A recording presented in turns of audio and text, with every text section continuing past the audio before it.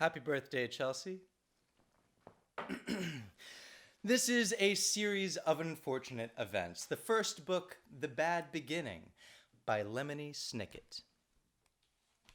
Chapter 1. If you are interested in stories with happy endings, you would be better off reading some other book.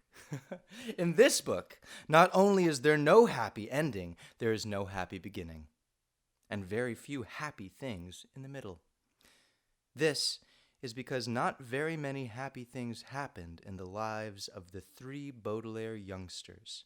Violet, Klaus, and Sonny Baudelaire were intelligent children, and they were charming and resourceful and had pleasant facial features, but they were extremely unlucky, and most everything that happened to them was rife with misfortune, misery, and despair.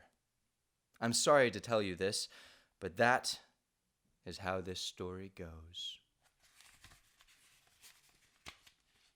Their misfortune began one day at Briny Beach.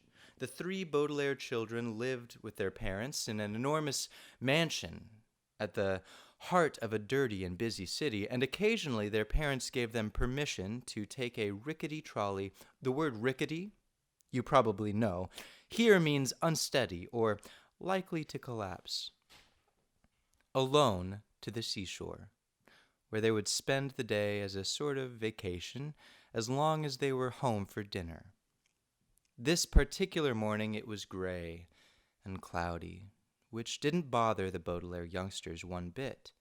When it was hot and sunny, Briny Beach was crowded with tourists, and it was impossible to find a good place to lay one's blanket. On gray and cloudy days, the Baudelaires had the beach to themselves, to do what they liked. Violet Baudelaire, the eldest, liked to skip rocks.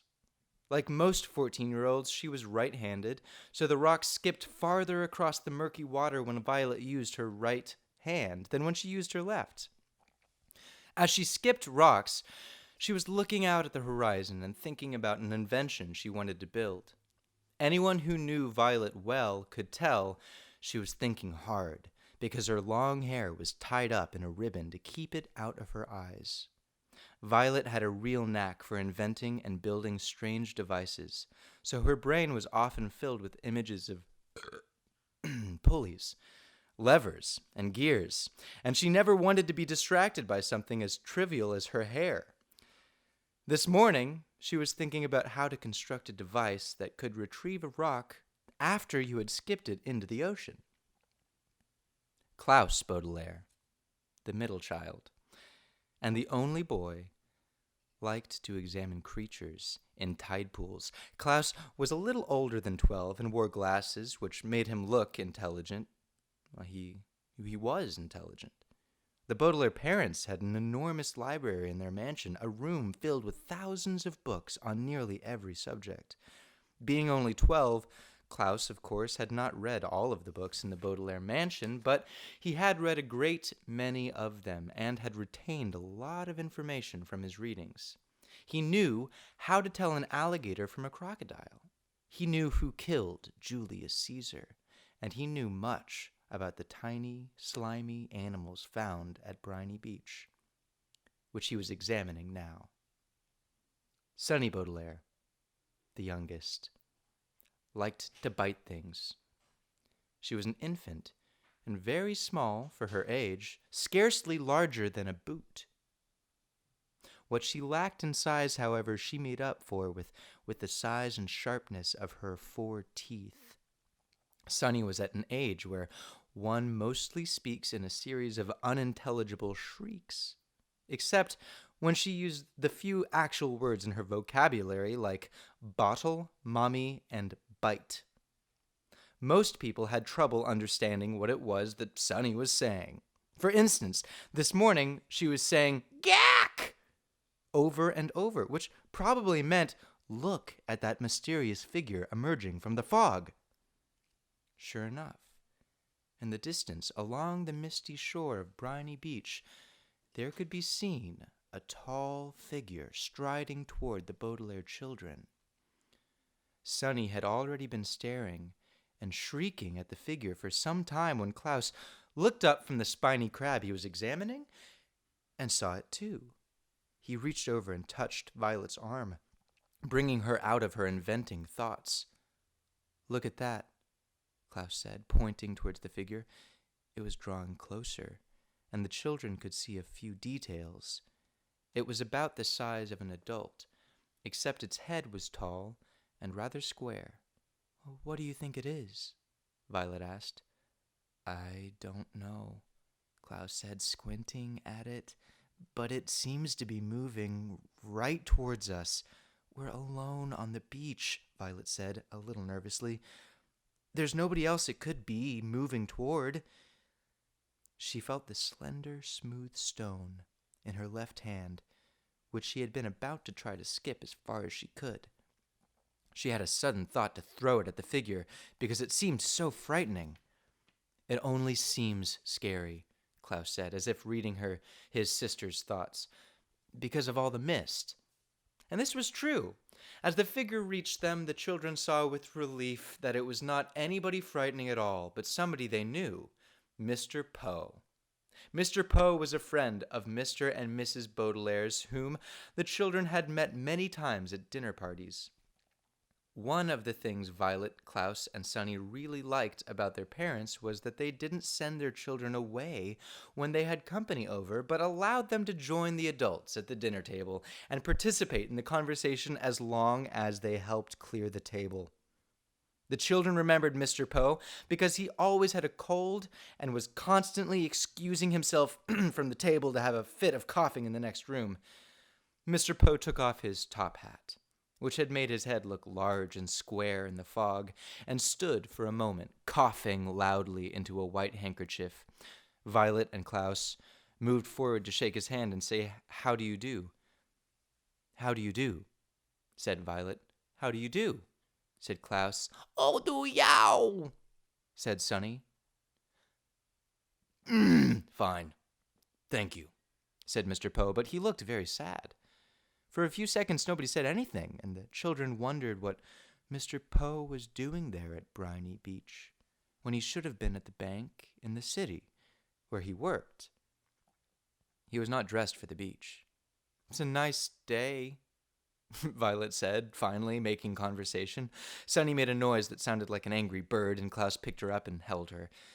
"Yes, it's a nice day," Mr. Poe said, absently, staring out at the empty beach. "I'm afraid I have some very bad news for you children." The three Baudelaire siblings looked at him. Violet, with some embarrassment, felt the stone in her left hand and was glad she had not thrown it at Mr. Poe.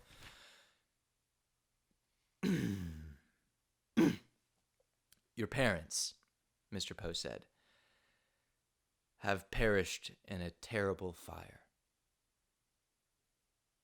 The children didn't say anything. They perished," Mr. Poe said, "in a fire that destroyed the entire house. I'm very, very sorry to tell you this, my dears." Violet took her eyes off Mr. Poe and stared out at the ocean. Mr. Poe had never called the Baudelaire children "my dears" before. She understood the words he was saying, but thought he must be joking, playing a terrible joke on her and her brother and her sister. "Perished," Mr. Poe said, "means killed." "We know what the word perished means," Klaus said crossly. He did know what the word perished meant, but he was still having trouble understanding exactly what it was that Mr. Poe had said. It seemed to him that Mr. Poe must somehow have misspoken. "The fire department arrived, of course," Mr. Poe said, "but they were too late. The entire house was engulfed in fire. It burned to the ground." Klaus pictured all the books and the library going up in flames. Now he'd never read all of them. Mr. Poe coughed several times into his handkerchief before continuing. "I was sent to retrieve you here and to take you to my home, where you'll stay for some time while we figure out things. I am the executor of your parents' estate. That means I will be handling their enormous fortune and figuring out where you children will go.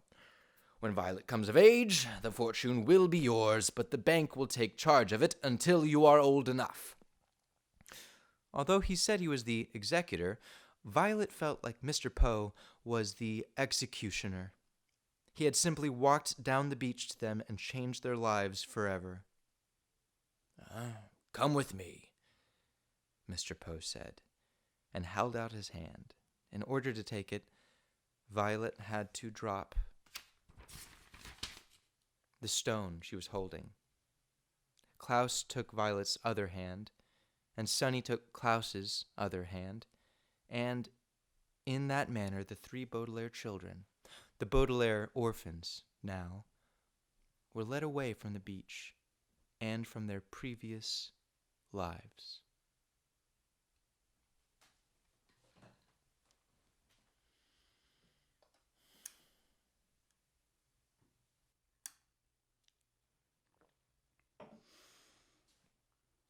Chapter 2. It is useless for me to describe to you how terrible Violet, Klaus, and even Sonny felt in the time that followed. If you have ever lost someone very important to you, then you already know how it feels. And if you haven't, you cannot possibly imagine it. For the Baudelaire children, it was, of course, especially terrible because they had lost both their parents at the same time. And for several days they felt so miserable they could scarcely get out of bed. Klaus found that he had little interest in books. The gears in Violet's inventive brain seemed to stop, and even Sonny, who of course was too young to really understand what was going on, bit things with less enthusiasm. Of course, it didn't make things any easier that they had lost their home as well and all their possessions. As I'm sure you know, to be in one's own room, in one's own bed, can often make a bleak situation a little better. But the beds of the Baudelaire orphans had been reduced to charred rubble. Mr. Poe had taken them to the remains of the Baudelaire mansion to see if anything had been unharmed, and it was terrible. Violet's microscope had fused together in the heat of the fire, and Klaus's favorite pen had turned to ash, and all of Sonny's teething rings had melted. Here and there the children could see traces of the enormous home that they had loved, fragments of their grand piano, an elegant bottle in which Mr. Baudelaire kept brandy, the scorched cushion of the window seat where their mother liked to sit and read. Their home destroyed, the Baudelaires had to recuperate from their terrible loss in the Poe household, which was not at all agreeable. Mr. Poe was scarcely at home, because he was very busy attending to the Baudelaire affairs, and when he was home, he was often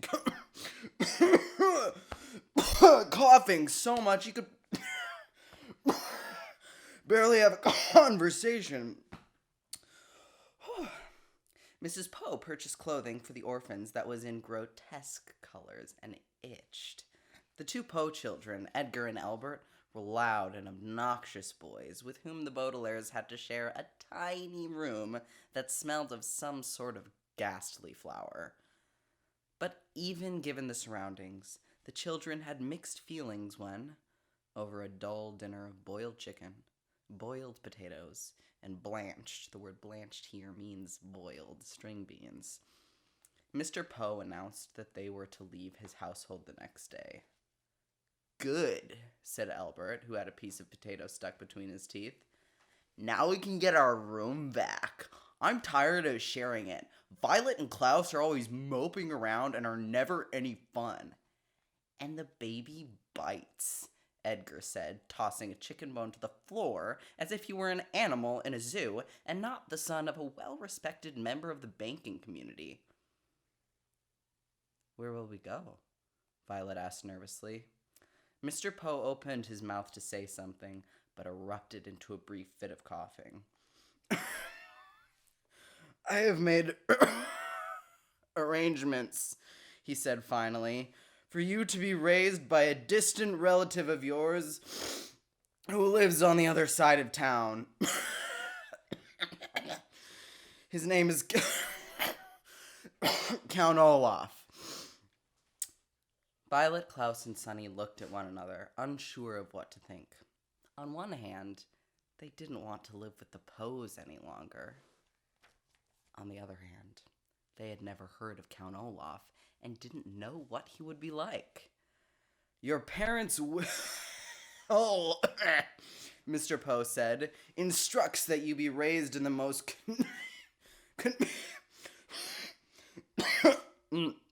convenient way possible. Here in the city, you'll be used to your surroundings, and this Count Olaf is the only relative who lives within the urban limits.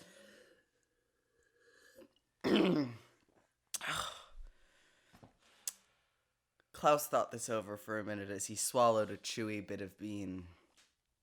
But our parents never mentioned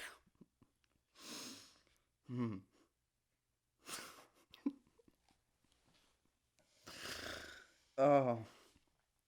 He really thought about this for a minute as he swallowed a chewy bit of bean. But our parents never mentioned Count Olaf to us. Just how is he related to us exactly? Mr. Poe sighed and looked down at Sunny, who was biting a fork and listening closely. He is either a third cousin 4 times removed, or a 4th cousin 3 times removed. He is not your closest relative on the family tree. But he is the closest geographically. That's why. If he lives in the city, Violet said, why didn't our parents ever invite him over? Possibly because he was very busy. Mr. Poe said, he's an actor by trade.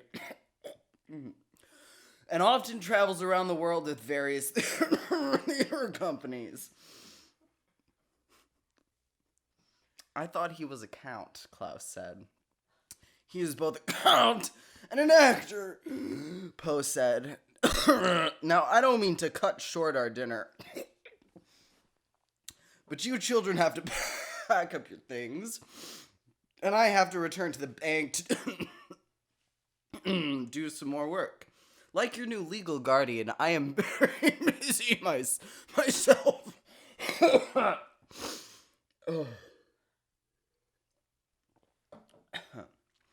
The 3 Baudelaire children had many more questions about Mr. Poe, but he already stood up from the table, and with a slight wave of his hand departed from the room.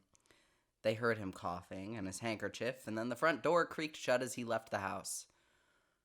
Well, Mrs. Poe said, you 3 better start packing. Edgar, Albert, please help me clear the table. The Baudelaire orphans went to the bedroom and glumly packed their few belongings. Klaus looked distastefully at each ugly shirt Mrs. Poe had bought for him as he folded them and put them into a small suitcase. Violet looked around at the cramped, smelly room in which they had been living, and Sunny crawled around solemnly, biting each of Edgar and Albert's shoes, leaving small teeth marks in each one so she would not be forgotten. From time to time, the Baudelaire children looked at one another, but with their future such a mystery, they could think of nothing to say. At bedtime, they tossed and turned all night, scarcely getting any sleep between the loud snoring of Edgar and Albert and their own worried thoughts. Finally, Mr. Poe knocked on the door and stuck his head into the bedroom. Rise and shine, Baudelaires. It's time for you to go to Count Olaf's. Violet looked around the crowded bedroom, and even though she didn't like it, she felt very nervous about leaving. Do we have to go right this minute? She asked. Mr. Poe opened his mouth to speak, but he had to cough a few times before he began. Yes, you do. I'm dropping you off on my way to the bank, so we need to leave as soon as possible. Please get out of bed and get dressed, he said briskly. The word briskly here means quickly, so as to get the Baudelaire children to leave the house. The Baudelaire children left the house. Mr. Poe's automobile rumbled along the cobblestone streets of the city towards the neighborhood where Count Olaf lived. They passed horse-drawn carriages and motorcycles along Doldrum Drive. They passed the Fickle Fountain, an elaborately carved monument that occasionally spat out water in which young children played. They passed an enormous pile of dirt where the Royal Gardens once stood. Before too long, Mr. Poe drove his car down a narrow alley lined with houses made of pale brick and stopped halfway down the block. "Here we are," Mr. Poe said in a voice undoubtedly meant to be cheerful. "Your new home." The Baudelaire children looked out and saw the prettiest house on the block. The bricks had been cleaned very well, and through the wide and open windows, one could see an assortment of well-groomed plants. Standing in the doorway with her hand on the shiny brass doorknob was an older woman, smartly dressed, who was smiling at the children. In one hand she carried a flower pot. "Hello there," she called out. "You must be the children Count Olaf is adopting." Violet opened the door of the automobile and got out to shake the woman's hand. It felt firm and warm, and for the first time in a long while, Violet felt as if her life and the lives of her siblings might turn out well after all. "Yes," she said. "Yes, we are.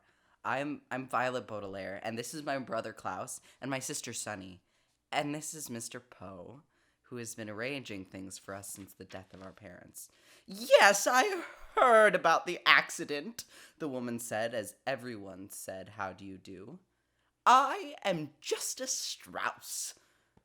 "That's an unusual first name," Klaus remarked. "It's my title," she explained. "Not the first name. I serve as a judge on the High Court." "How fascinating," Violet said. "And are you married to Count Olaf?"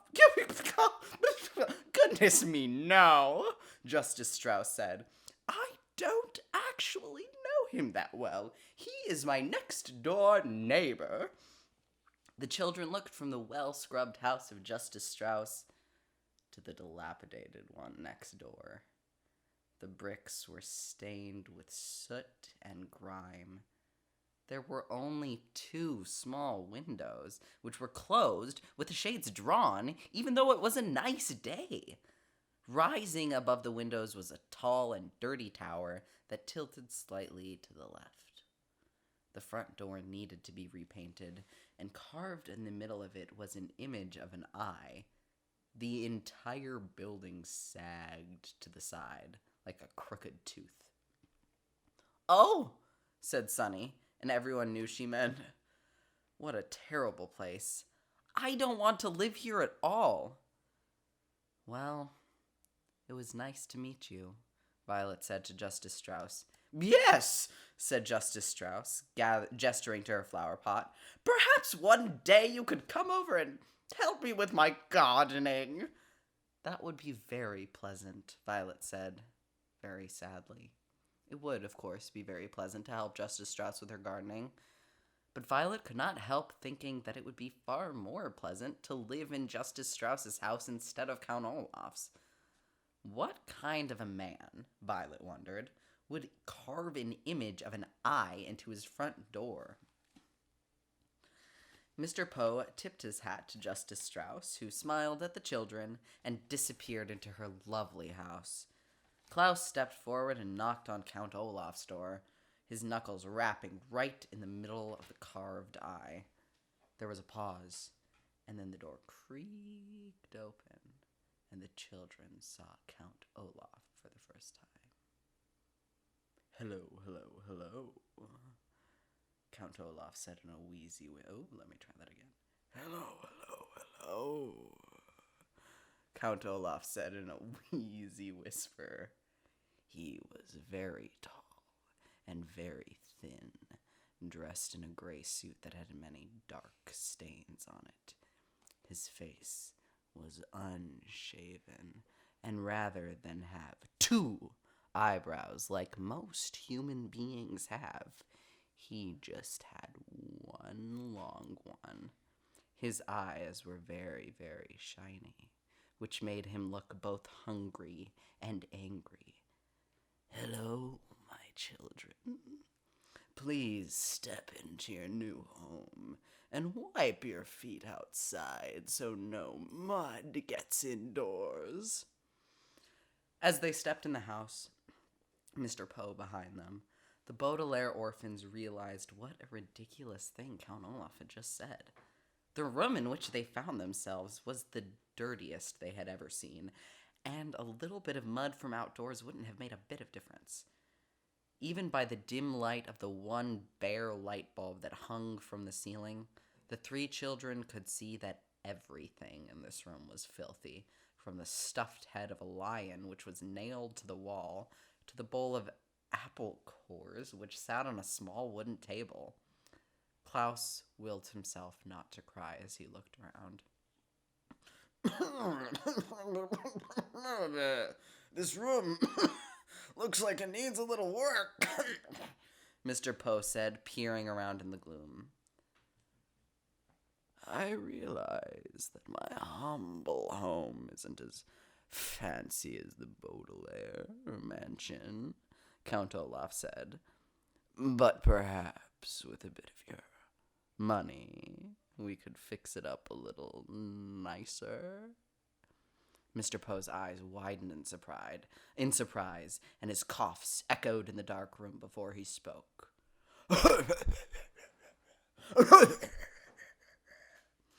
"The Baudelaire fortune," he said sternly, "will not be used for such matters. In fact, it will not be used at all until Violet is of age." Count Olaf turned to Mr. Poe with a glint in his eye like an angry dog. For a moment, Violet thought he was going to strike Mr. Poe across the face, but then he swallowed. The children could see his Adam's apple bob in his skinny throat, and shrugged his patchy shoulders. "All right, then," he said. "It's the same to me. Thank you very much, Mr. Poe, for bringing them here. Children, I will now show you to your room." "Goodbye, Violet, Klaus, and Sunny," Mr. Poe said, stepping back through the front door. "I hope you will be very happy here. I will continue to see you occasionally, and you can always contact me at the bank if you have any questions." "But we don't even know where the bank is," Klaus said. "I have a map of the city," Count Olaf said. "Goodbye, Mr. Poe." He leaned forward to shut the door, and the Baudelaire orphans were too overcome with despair to get a last glimpse of Mr. Poe. They now wished they could stay at the Poe household, even though it smelled. Rather than looking at the door, then, the orphans looked down and saw that Count Olaf was wearing shoes, but he wasn't wearing any socks. They could see, in the space of the pale skin between his tattered trouser cuff and black shoe, that Count Olaf had an image of an eye tattooed on his ankle, matching the eye on his front door. They wondered how many other eyes were in Count Olaf's house, and whether, for the rest of their lives, they would always feel as though Count Olaf were watching them, even when he wasn't nearby. Chapter 3. I don't know if you've ever noticed this, but first impressions are often entirely wrong. You can look at a painting for the first time, for example, and not like it at all. But after looking at it a little longer, you may find it very pleasing. The first time you try gorgonzola cheese, you may find it too strong. But when you are older, you may want to eat nothing but gorgonzola cheese. Klaus, when Sunny was born, did not like her at all. But by the time she was 6 weeks old, the two of them were thick as thieves. Your initial opinion on just about anything may change over time. I wish I could tell you that the Baudelaire's first impressions of Count Olaf and his house were incorrect, as first impressions so often are. But these impressions, that Count Olaf was a horrible person and his house a depressing pigsty, were absolutely correct. During the first few days after the orphan's arrival at Count Olaf's, Violet, Klaus, and Sunny attempted to make themselves feel at home, but it was really no use. Even though Count Olaf's house was quite large, the three children were placed together in one filthy bedroom that had only one small bed in it. Violet and Klaus took turns sleeping in it, so that every other night one of them was in the bed and the other sleeping on the hard wooden floor. And the bed's mattress was so lumpy that it was difficult to say who was more uncomfortable. To make a bed for Sunny, Violet removed the dusty curtains from the curtain rod that hung over the bedroom's one window and bunched them together to form a sort of cushion, just big enough for her sister. However, without the curtains over the cracked glass, the sun steamed through the window every morning, so the children woke up early and sore each day. Instead of a closet, there was a large cardboard box that had once held a refrigerator and would now hold the three children's clothes, all piled in a heap. Instead of toys, books, or other things to amuse the young sisters, Count Olaf had provided a small pile of rocks. And the only decoration on the peeling walls was a large and ugly painting of an eye, matching the one on Count Olaf's ankle and all over the house. But the children knew, as I'm sure you know, that the worst surroundings in the world can be tolerated if the people in them are interesting and kind. Count Olaf was neither interesting nor kind.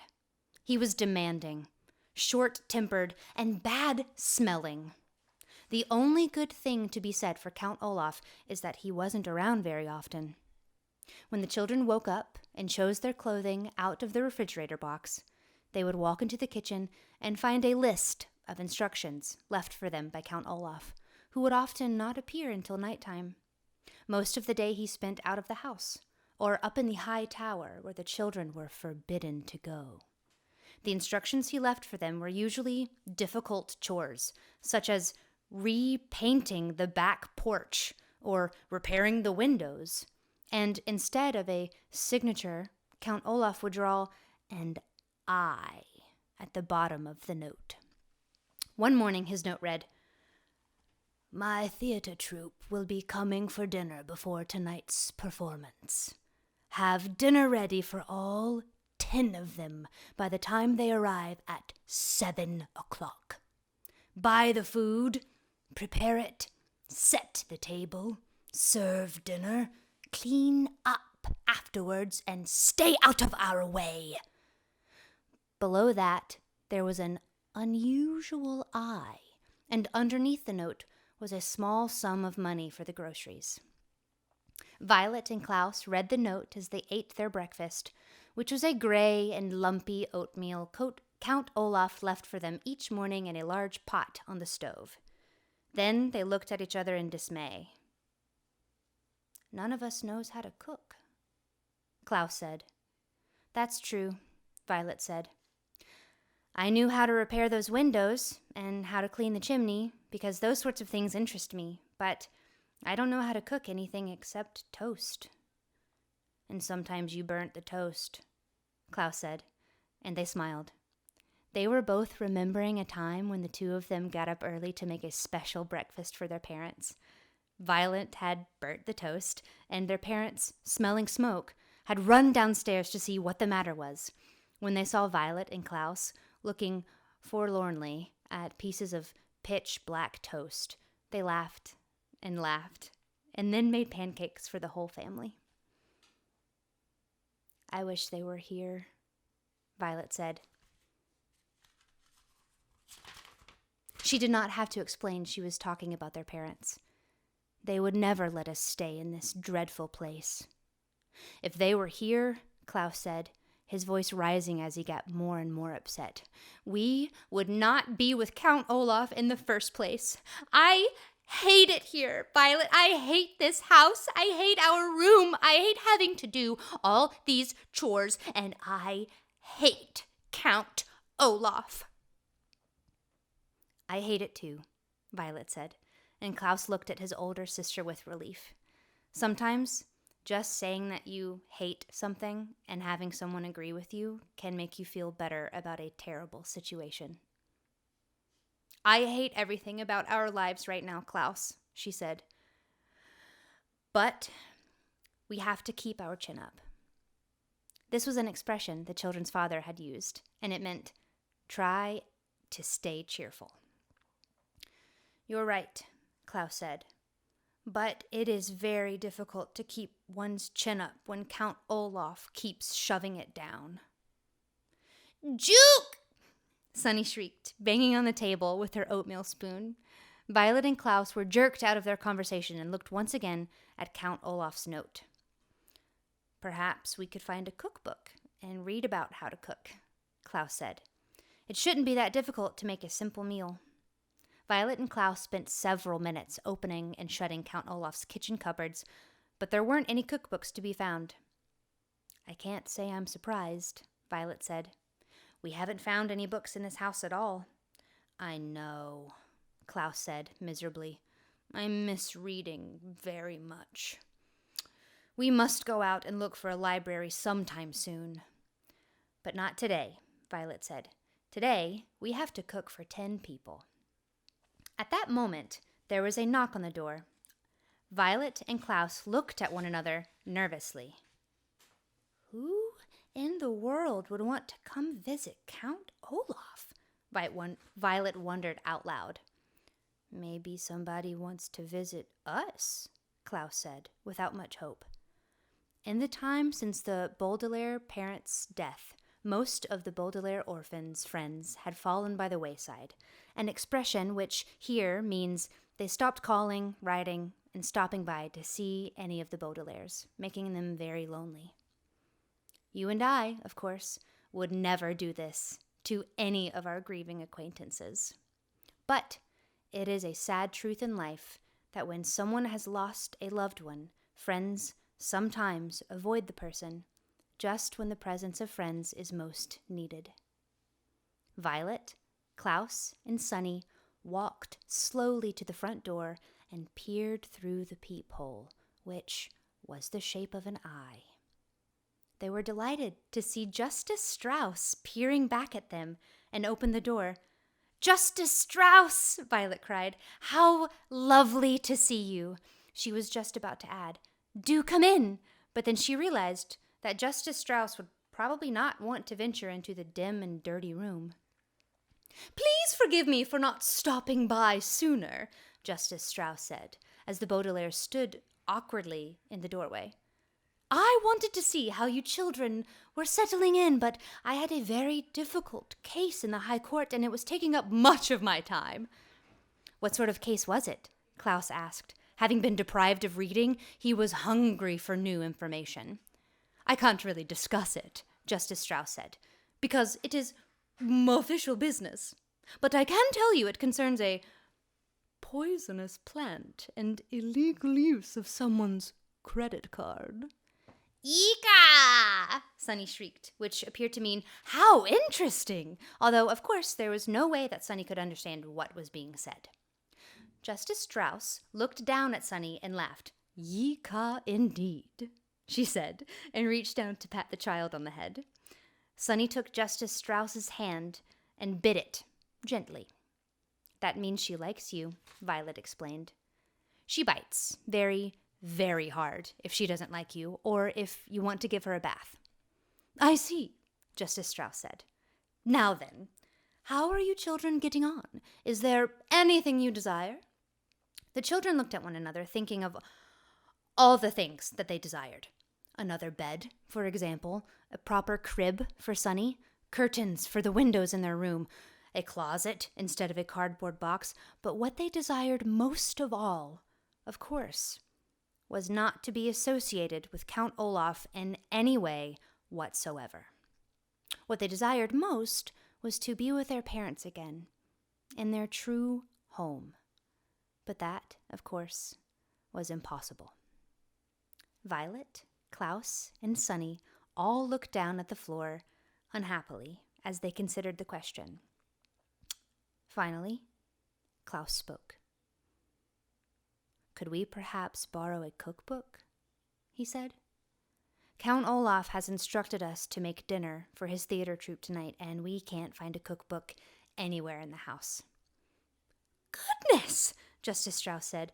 Cooking dinner for an entire theater troupe seems like a lot to ask of children. Count Olaf gives us a lot of responsibility, Violet said. What she wanted to say was, Count Olaf is an evil man, but she was well-mannered. Well, why don't you come next door to my house, Justice Strauss said, and find a cookbook that pleases you? The youngsters agreed and followed Justice Strauss out the door and over to her well-kept house. She led them through an elegant hallway smelling of flowers into an enormous room, and when they saw what was inside, they nearly fainted from delight, Klaus especially. The room was a library. Not a public library, but a private library. That is, a large collection of books belonging to Justice Strauss. There were shelves and shelves of them on every wall from the floor to the ceiling, and separate shelves and shelves of them in the middle of the room. The only place there weren't books was in one corner, where there were some large, comfortable-looking chairs and a wooden table with lamps hanging over them, perfect for reading. Although it was not as big as their parents' library, it was as cozy, and the Baudelaire children were thrilled. My word, Violet said. This is a wonderful library. Thank you very much, Justice Strauss said. I've been collecting books for years, and I'm very proud of my collection. As long as you keep them in good condition, you are welcome to use any of my books at any time. Now, the cookbooks are over here on the eastern wall. Shall we have a look at them? Yes, Violet said. And then, if you don't mind, I should love to look at any of your books concerning mechanical engineering. Inventing things is a great interest of mine. And I would like to look at books on wolves, Klaus said. Recently, I have been fascinated by the subject of wild animals of Northern America. Book! Sunny shrieked, which meant, please don't forget to pick out a picture book for me. Justice Strauss smiled. It is a pleasure to see young people interested in books, she said. But first, I think we'd better find a good recipe, don't you? The children agreed, and for 30 minutes or so they perused several cookbooks that Justice Strauss recommended. To tell you the truth, the three orphans were so excited to be out of Count Olaf's house and in this pleasant library that they were a little distracted and unable to concentrate on cooking. But finally, Klaus found a dish that sounded delicious and easy to make. Listen to this, he said. Puttanesca. It's an Italian sauce for pasta. All we need to do is saute olives, capers, anchovies, garlic, chopped parsley, and tomatoes together in a pot, and prepare spaghetti to go with it. That sounds easy, Violet agreed, and the Baudelaire orphans looked at one another. Perhaps, with the kind Justice Strauss and her library right next door, the children could prepare pleasant lives for themselves as easily as making puttanesca sauce for Count Olaf.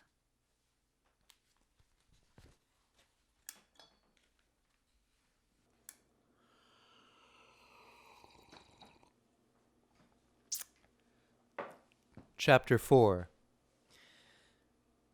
The Baudelaire orphans copied the puttanesca recipe from the cookbook onto a piece of scrap paper, and Justice Strauss was kind enough to escort them to the market to buy the necessary ingredients.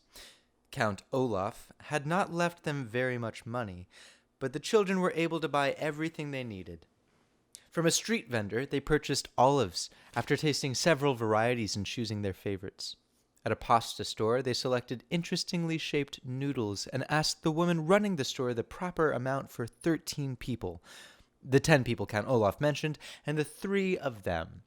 Then, at the supermarket, they purchased garlic, which is a sharp-tasting bulbous plant, anchovies, which are a small salty fish, capers, which are flower buds of a small shrub and taste marvelous, and tomatoes, which are actually fruits and not vegetables as most people believe. They thought it would be proper to serve dessert, and bought several envelopes of pudding mix. Perhaps, the orphans thought, if they made a delicious meal, Count Olaf might be a bit kinder to them. "Thank you so much for helping us out today," Violet said as she and her siblings walked home with Justice Strauss. "I don't know what we would have done without you." "Well, you seem like very intelligent people," Justice Strauss said. "I dare say you would have thought of something, but it continues to strike me as odd that Count Olaf has asked you to prepare such an enormous meal. Well, here we are. I must go inside and put my own groceries away. I hope you children will come over soon and borrow books from my library." "Tomorrow?" Klaus said quickly. "Could we come over tomorrow?"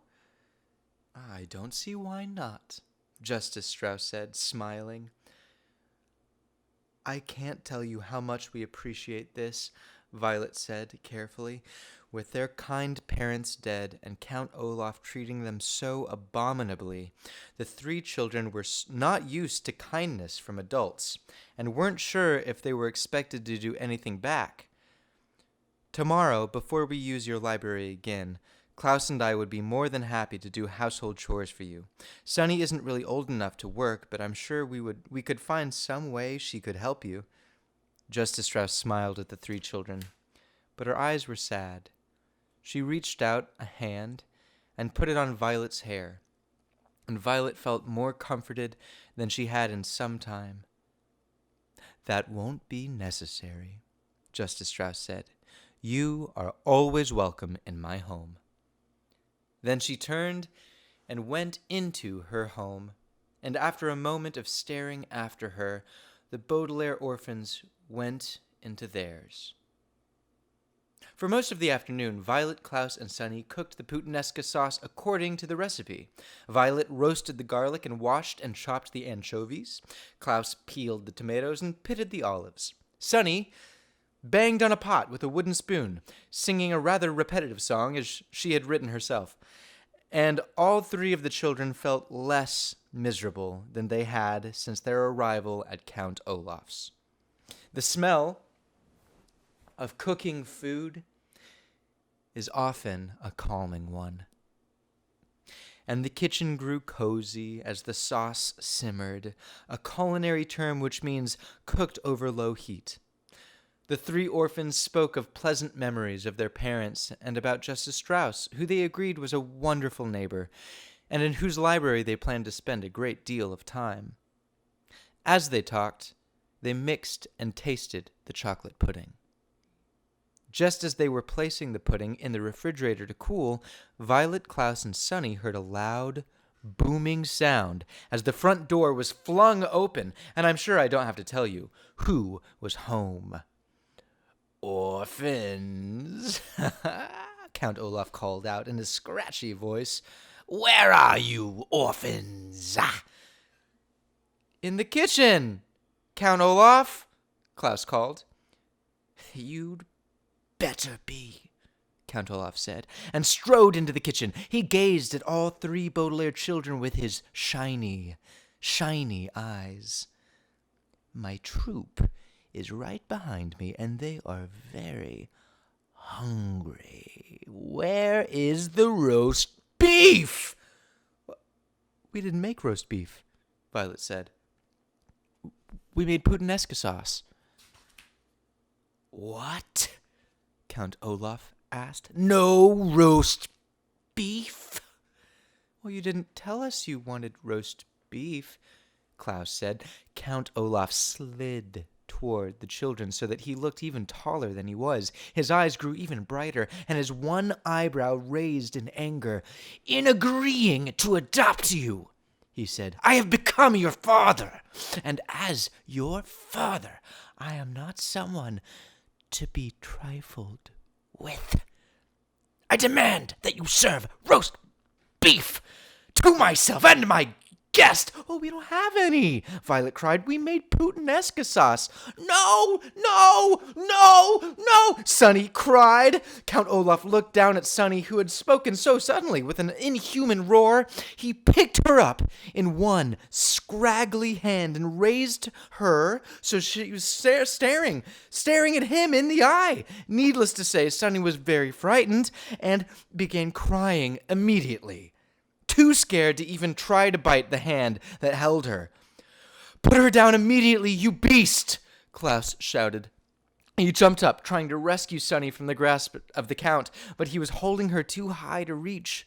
Count Olaf looked down at Klaus and smiled, a terrible, toothy grin, raising the wailing Sunny up even higher in the air. He seemed about to drop her to the floor when there was a large burst of laughter in the next room. "Olaf! Where's Olaf?" Voices called out. Count Olaf paused, still holding the wailing Sunny up in the air, as members of his theater troupe walked into the kitchen. Soon they were crowding the room, an assortment of strange-looking characters of all shapes and sizes. There was a bald man with a very long nose, dressed in a long black robe. There were 2 women who had bright white powder all over their faces, making them look like ghosts.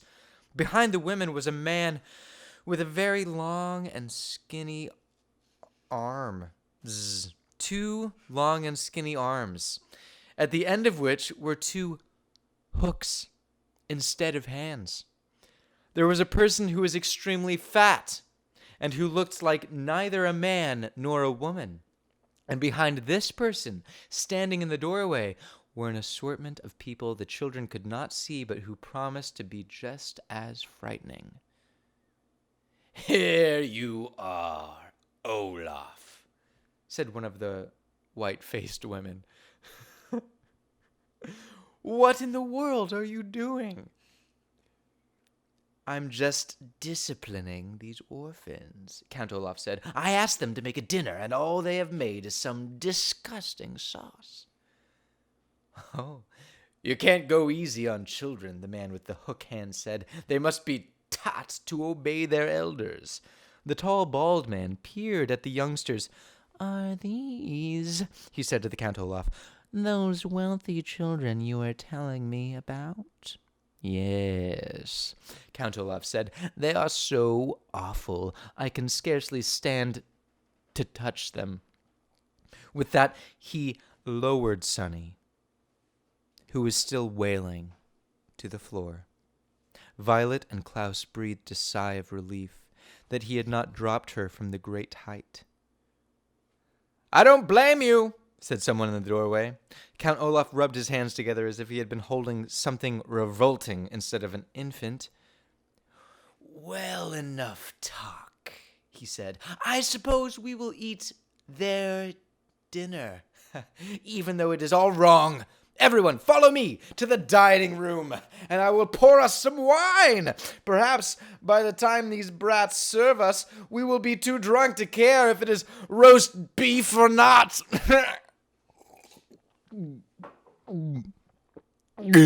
"Hurrah!" cried several members of the troupe. and they marched through the kitchen, following Count Olaf into the dining room. Nobody paid a bit of attention to the children, except for the bald man, who stopped and stared Violet in the eye. "You're a pretty one," he said, taking her face in his rough hands. "If I were you, I would try not to anger Count Olaf, or he might wreck that pretty little face of yours." Violet shuddered, and the bald man gave a high-pitched giggle and left the room. The Baudelaire children, alone in the kitchen, found themselves breathing heavily, as if they had just run a long distance. Sonny continued to wail, and Klaus found that his eyes were wet with tears as well. Only Violet didn't cry, but merely trembled with fear and revulsion, a word which here means an unpleasant mixture of horror and disgust. For several moments, none of them could speak. "This is terrible. Terrible," Klaus said finally. "Violet, what can we do?" "I don't know," she said. "I'm afraid." "Me too," Klaus said. "Hux," Sonny said as she stopped crying. "Let's have some dinner!" someone shouted from the dining room, and the theater troupe began pounding on the table in strict rhythm, which is an exceedingly rude thing to do. "We'd better serve the puttanesca," Klaus said, or who knows what Count Olaf will do to us." Violet thought of what the bald man had said about wrecking her face, and nodded. The two of them looked at the pot of bubbling sauce, which had seemed so cozy while they were making it, and now looked like a vat of blood. Then, leaving Sonny behind in the kitchen, they walked into the dining room, Klaus carrying a bowl of the interestingly shaped noodles, and Violet carrying the pot of puttanesca sauce and a large ladle with which to serve it. The theater troupe was talking and cackling, drinking again and again from their wine cups, and paying no attention to the Baudelaire orphans as they circled the table, serving everyone dinner. Violet's right hand ached from holding the heavy ladle. She thought of switching it to her left hand, but because she was right-handed, she was afraid she might spill the sauce with her left hand, which could enrage Count Olaf again. She stared miserably at Olaf's plate of food, and found herself wishing she had bought poison at the market and put it in the puttanesca sauce. Finally, they were through serving, and Klaus and Violet slipped back into the kitchen.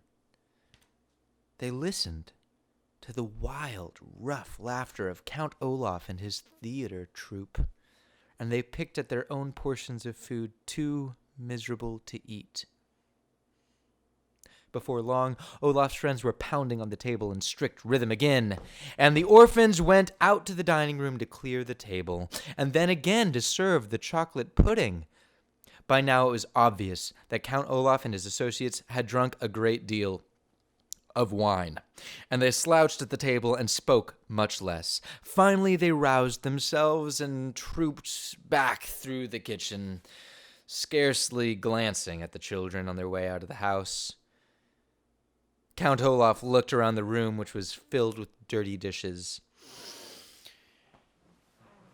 "Because you haven't cleaned up yet," he said to the orphans, "I suppose you can be excused from attending tonight's performance. But after cleaning up, you are to go straight to your beds." Klaus had been glaring at the floor, trying not to hide how upset he was.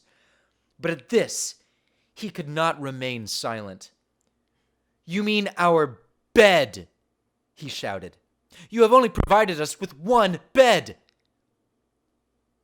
Members of the theater troupe stopped in their tracks at this outburst and glanced from Klaus to Count Olaf to see what would happen next. Count Olaf raised his one eyebrow, and his eyes shone bright, but he spoke calmly. "If you would like another bed," he said, "tomorrow you may go into town and purchase one." "You know perfectly well we haven't any money," Klaus said. "Oh, of course you do," Count Olaf said, and his voice began to get a little louder. "You are the inheritors of an enormous fortune." "That money," Klaus said, remembering that Mr. Poe had said, "is not to be used until Violet is of age." Count Olaf's face grew very red. For a moment he said nothing. Then, in one sudden movement, he reached down and struck Klaus across the face. Klaus fell to the floor, his face inches from the eye tattooed on Olaf's ankle. His glasses leapt from his face and skittered into a corner. His left cheek, where Olaf had struck him, felt as if it were on fire. The theater troupe laughed, and a few of them applauded, as if Count Olaf had done something very brave instead of something despicable. "Come on, friends," Count Olaf said to his comrades. "We'll be late for our own performance." "If I know you, Olaf," said the man with the hooked hands, "you'll figure out a way to get at that Baudelaire money."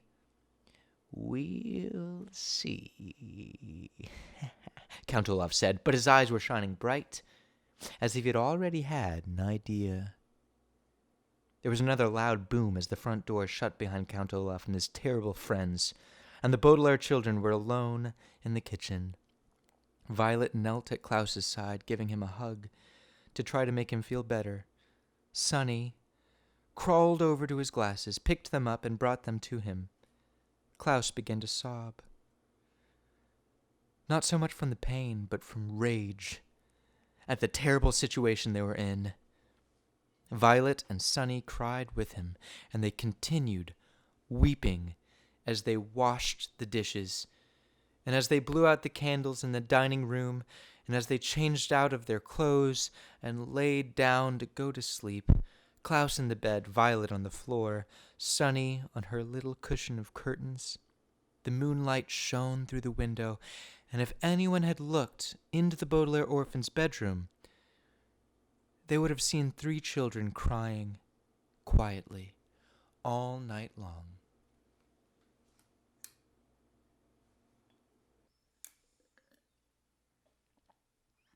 Chapter 5.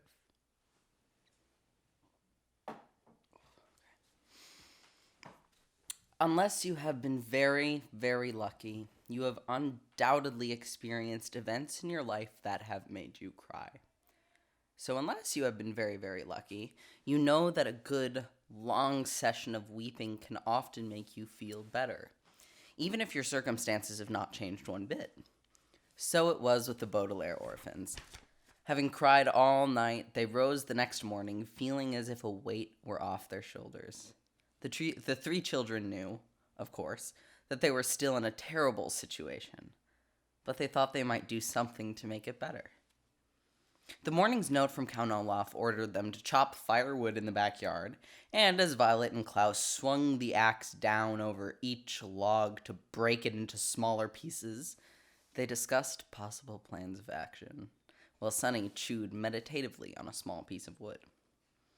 "Clearly," Klaus said, fingering the ugly bruise on his face where Olaf had struck him, "we cannot stay here any longer. I would rather take my chances on the streets than live in this terrible place." "But who knows what misfortune would befall us on the streets?" Violet pointed out. "At least here we have a roof over our heads." "I wish our parents' money could be used now instead of when you come of age," Klaus said. "Then we could buy a castle and live in it with armed guards patrolling the outside to keep out Count Olaf and his troop." And I could have a large inventing studio, Violet said wistfully. She swung the axe down and split a log neatly in two, filled with gears and pulleys and wires and an elaborate computer system. And I could have a huge library, Klaus said, as comfortable as Justice Strauss's, but more enormous.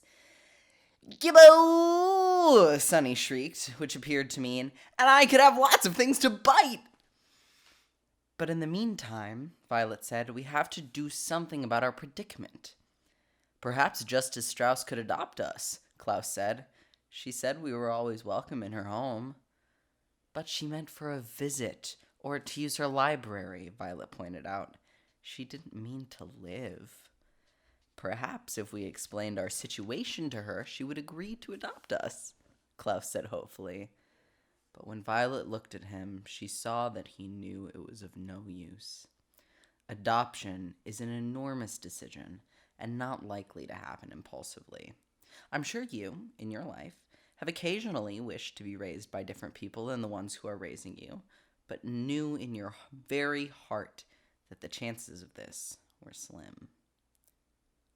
I think we should go to see Mr. Poe, Violet said. He told us when he dropped us here that we could contact him at the bank if we had any questions. We don't really have a question, Klaus said. We have a complaint. He was thinking of Mr. Poe walking toward them at Briny Beach with his terrible message. Even though the fire was of course not Mr. Poe's fault, Klaus was reluctant to see Mr. Poe because he was afraid of getting more bad news. I can't think of anyone else to contact, Violet said. Mr. Poe is in charge of our affairs, and I'm sure if he knew how horrid Count Olaf is, he would take us right out of here. Klaus pictured Mr. Poe arriving in his car and putting the Baudelaire orphans inside to go somewhere else, and felt a stirring of hope. Anywhere would be better than here. Okay, he said. Let's get this firewood all chopped, and we'll go to the bank. Invigorated by their plan, the Baudelaire orphans swung their axes at an amazing speed, and soon they were done chopping firewood and ready to go to the bank. They remembered Count Olaf saying he had a map of the city, and they looked thoroughly for it, but they couldn't find a trace of a map, and decided it must be in the tower where they were forbidden to go. So, without directions of any sort, the Baudelaire children set off for the city's banking district in hopes of finding Mr. Poe. After walking through the meat district, the flower district, and the sculpture district, the three children arrived at the banking district, pausing to take a refreshing sip of water at the fountain of Victoria's finance.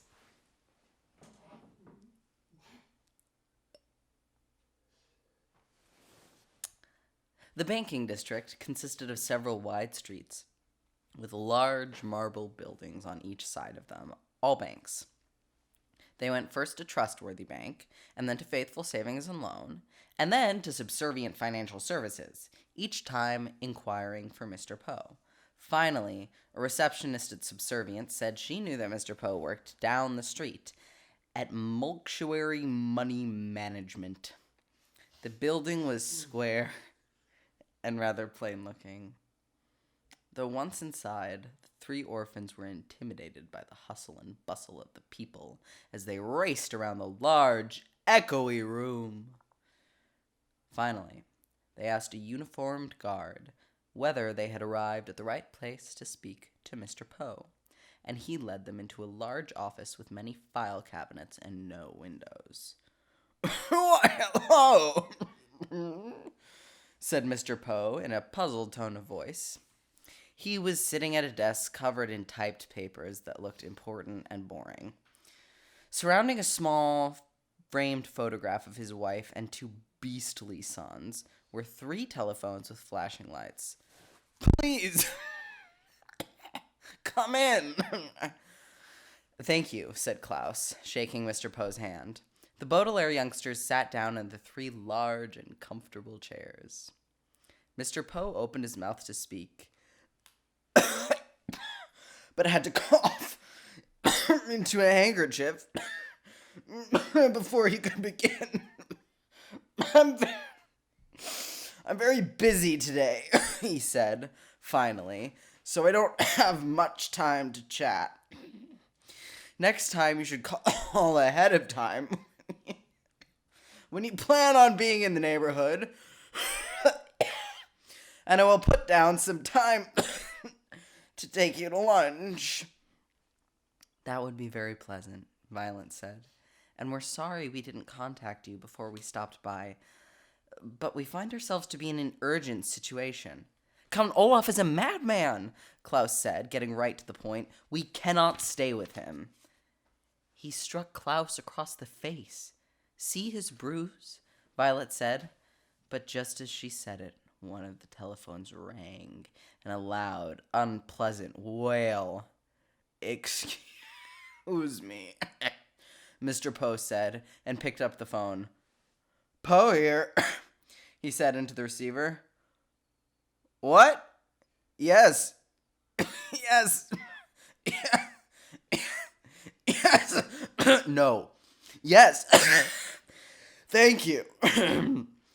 He hung up the phone and looked at the Baudelaires as if he had forgotten they were there.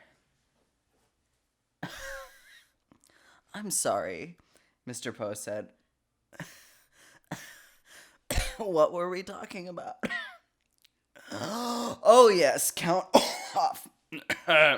I'm sorry you didn't have a good first impression of him. He has only provided us with one bed, Klaus said.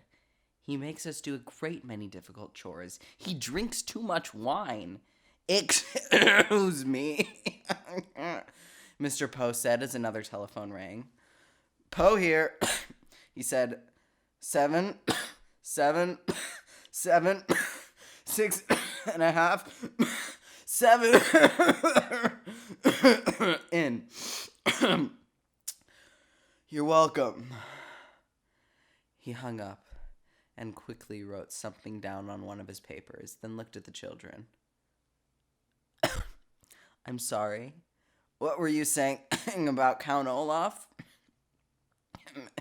Making you do chores doesn't sound too bad. He called us orphans. He has terrible friends. He is always asking about our money. Poco! This was from Sonny. Mr. Poe put up his hands to indicate he had heard enough. Children! You must give yourself time to adjust to your new home. You've only been there a few days. We have been there long enough to know that Count Olaf is a bad man, Klaus said. Mr. Poe sighed and looked at each of the 3 children. His face was kind, but it didn't look like he really believed what the Baudelaire orphans were saying. Are you familiar with the Latin term in... he asked. Violet and Sonny looked at Klaus, the biggest reader of the 3. He was the most likely to know the vocabulary words. Sorry. He was most likely to know the vocabulary words and foreign phrases. Something about trains? He asked. Maybe Mr. Poe was going to take them by train to another relative. Mr. Poe shook his head. Means acting in the role of parent, he said. It is a legal term and applies to Count Olaf. Now, you are in his care, and the Count may raise you using any methods he sees fit. I'm sorry that your parents did not make you do any household chores. Or if you never saw them drink any wine. Or if you like their friends better than Count Olaf's friends. But these are the things you must get used to, as Count Olaf is acting in... Understand? But he struck my brother, Violet said. Look at his face. As Violet spoke, Mr. Poe reached into his pocket for his handkerchief and, covering his mouth, coughed many, many times into it. He coughed so loudly that Violet could not be certain he had heard her.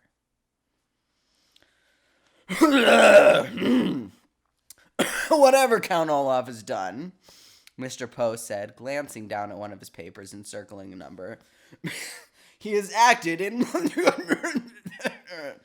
and there's nothing I can do about it. Your money will be protected by myself and by the bank, but Count Olaf's parenting techniques are his own business. Now, I hate to usher you out post-haste, but I have much work to do." The children just sat there, stunned. Mr. Poe looked up and cleared his throat. "Post-haste," he said, means you'll do nothing to help us." Violet finished for him. She was shaking with anger and frustration. As one of the phones began ringing, she stood up and walked out of the room, followed by Klaus, who was carrying Sunny. They stalked out of the bank and stood on the street, not knowing what to do next. "What shall we do next?" Klaus asked sadly. Violet stared up at the sky. She wished she could invent something that could take them out of there. "It's getting a bit late," she said. "We might as well just go back and think of something else tomorrow. Perhaps we can stop and see Justice Strauss." "But you said she wouldn't help us," Klaus said. "Not for help," Violet said. "For books. It is very useful, when one is young, to learn the difference between literally and figuratively. If something happens literally, it actually happens. If something happens figuratively, it feels like it's happening. If you are literally jumping for joy, for instance, it means that you are leaping in the air because you are very happy. If you are figuratively jumping for joy, it means you are so happy that you could jump for joy, but you are saving your energy for other matters." The Baudelaire orphans walked back to Count Olaf's neighborhood and stopped at the home of Justice Strauss, who welcomed them inside and let them choose books from the library. Violet chose several about mechanical inventions, Klaus chose several about wolves, and Sunny found a book with many pictures of teeth inside. They went to their room and crowded together on the bed, reading intently and happily. Figuratively, they escaped from Count Olaf and their miserable existence. They did not literally escape, because they were still in his home and vulnerable to Olaf's evil ways. But by immersing themselves in their favorite reading topics, they felt far away from their predicament, as if they had escaped. In the situation of the orphans, figuratively escaping was not enough, of course, but at the end of a tiring and hopeless day, it would have to do. Violet, Klaus, and Sunny read their books and, in the back of their minds, hoped that soon their figurative escape would eventually turn into a literal one.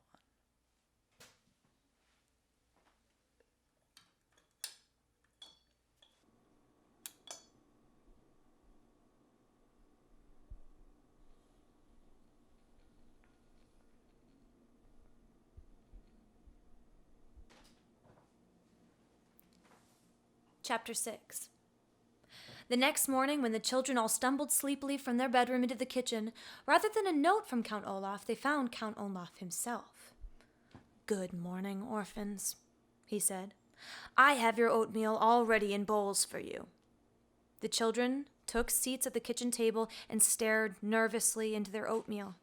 If you knew Count Olaf and he suddenly served you a meal, wouldn't you be afraid there was something terrible in it, like poison or ground glass? But instead, Violet, Klaus, and Sunny found that fresh raspberries had been sprinkled on top of each of their portions.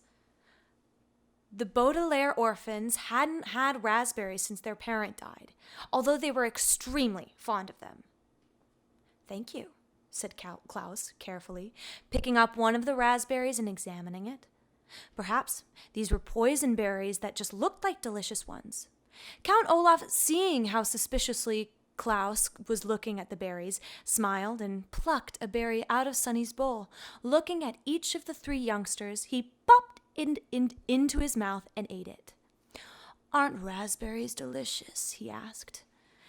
They were my favorite berries when I was your age." Violet tried to picture Count Olaf as a youngster, but couldn't. His shiny eyes, bony hands, and shadowy smile all seemed to be things adults possess. Despite her fear of him, however, she took her spoon in her right hand and began to eat her oatmeal. Now, Count Olaf had eaten some, so it probably wasn't poisonous. And anyway, she was very hungry. Klaus began to eat too, and as did Sonny, who got oatmeal and raspberries all over her face. "I received a phone call yesterday," Count Olaf said, "from Mr. Poe. He told me you children had been in to see him." The children exchanged glances.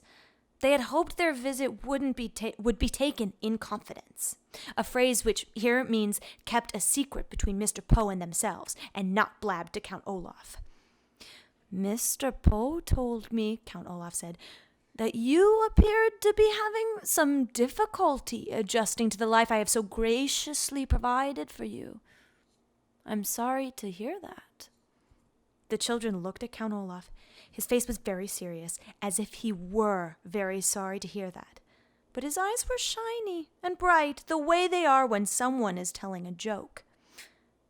"Is that so?" Violet said. "I'm sorry Mr. Poe bothered you." "I'm glad he did," Count Olaf said, "because I want the 3 of you to feel at home here now that I am your father." The children shuddered a little at that, remembering their own kind father gazing sadly at the poor substitute sitting now across the table from them. "Lately," Count Olaf said, "I have been very nervous about my performances with the theater troupe, and I'm afraid I may have acted a bit standoffish." Now, the word standoffish is a wonderful one, but it does not describe Count Olaf's behavior toward the children. It means reluctant to associate with others. And it might describe somebody who, during a party, would stand in a corner and not talk to anyone. It would not describe somebody who provides 1 bed for 3 people to sleep in, forces them to do horrible chores, and strikes them across the face. There are many words for people like that, but standoffish is not one of them. Klaus knew the word standoffish and almost laughed out loud at Olaf's incorrect use of it. But his face had a bruise on it, so Klaus remained silent. "Therefore, to make you feel a little more at home here, I would like to have you participate in my next play. Perhaps if you took a part in the work I do, you would be less likely to run off complaining to Mr. Poe." In what way would we participate?" Violet asked. She was thinking of all the chores they had already done for Count Olaf and was not in the mood to do more. "Well," Count Olaf said, his eyes shining brightly, "the play is called The Marvelous Marriage and is written by the great playwright Alpha Kunt. We will give only 1 performance on this Friday night. It is about a man who is very brave and intelligent, played by me. In the finale, he marries the young, beautiful woman he loves in front of a crowd of cheering people. You, Klaus, and you, Sonny, will play some of the cheering people in the crowd. But we're shorter than most adults," Klaus said. "Wouldn't that look strange to the audience?" "You will be playing 2 midgets who attend the wedding," Olaf said patiently. And what will I do?" Violet asked. "I'm very handy with tools, so perhaps I could help you build the set?" "Build the set? Heavens, no," Count Olaf said. "A pretty girl like you shouldn't be working backstage." "But I'd like to," Violet said. Now, Count Olaf's one eyebrow raised slightly, and the Baudelaire orphans recognized this sign of his anger.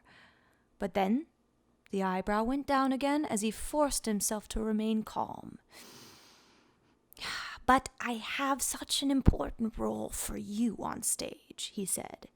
You are going to play the young woman that I marry. Violet felt her oatmeal and raspberries shift around in her stomach as if she had just caught the flu. I mean, it was bad enough having Count Olaf acting in loco parentis and announcing himself as their father, but to consider this man as her husband, even for the purposes of a play, was more dreadful. It is a very important role, he continued, his mouth curling up into an unconvincing smile. Although you have no lines other than "I do," which you will say when Justice Strauss asks if you will have me. Justice Strauss, Violet said. What does she have to do with it? Oh, she has agreed to be the part of the judge, Count Olaf said. Behind him, one of the eyes painted on the kitchen walls closely watched over each of the Baudelaire children. I asked Justice Strauss to participate because I wanted to be neighborly and, as well as fatherly. Count Olaf, Violet said, and then stopped herself. She wanted to argue her way out of playing his bride, but she didn't want to make him angry. Father, she said, I am not sure I'm talented enough to perform professionally, and I would hate to disgrace you and your good name and the name of Alpha Kunt. Plus, I'll be very busy in the next few weeks working on my inventions and learning how to prepare roast beef, she added quickly, remembering how he had behaved about dinner. Count Olaf reached out one of his spidery hands and stroked Violet on the chin, looking deep into her eyes. You will, he said, participate in this theatrical performance. I would prefer it if you would participate voluntarily, but as I believe Mr. Poe has explained to you, I can order you to participate, and you must obey. Olaf's sharp and dirty fingernails gently scratched on Violet's chin, and she shivered. The room was very, very quiet as Olaf finally let go and stood up and left without a word. The Baudelaire children listened to his heavy footsteps go up the stairs to the tower they were forbidden to enter. Well, Klaus said hesitantly, I guess it won't hurt to be in the play. It seems to be very important to him, and we want to keep on his good side. But he must be up to something, Violet said.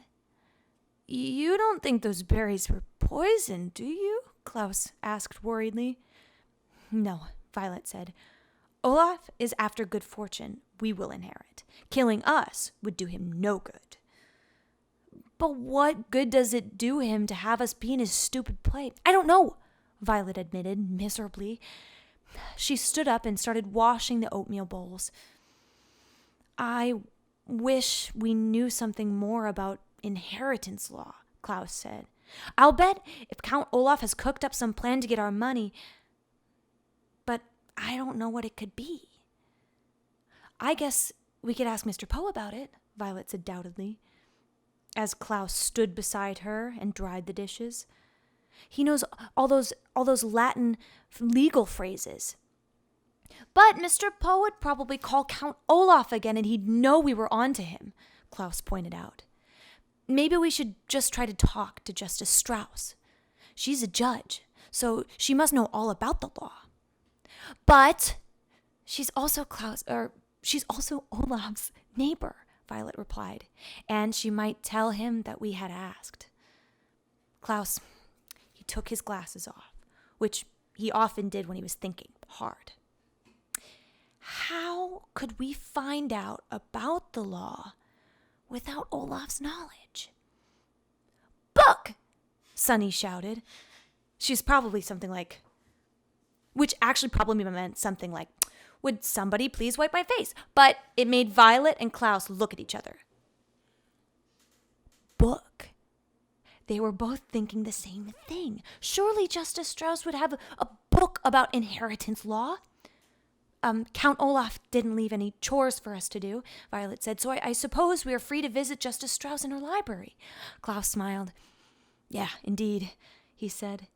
And today, I don't think I'll choose a book on wolves. Nor I, Violet said. On mechanical engineering, I think I'd like to learn about inheritance law. Well, let's go, Klaus said.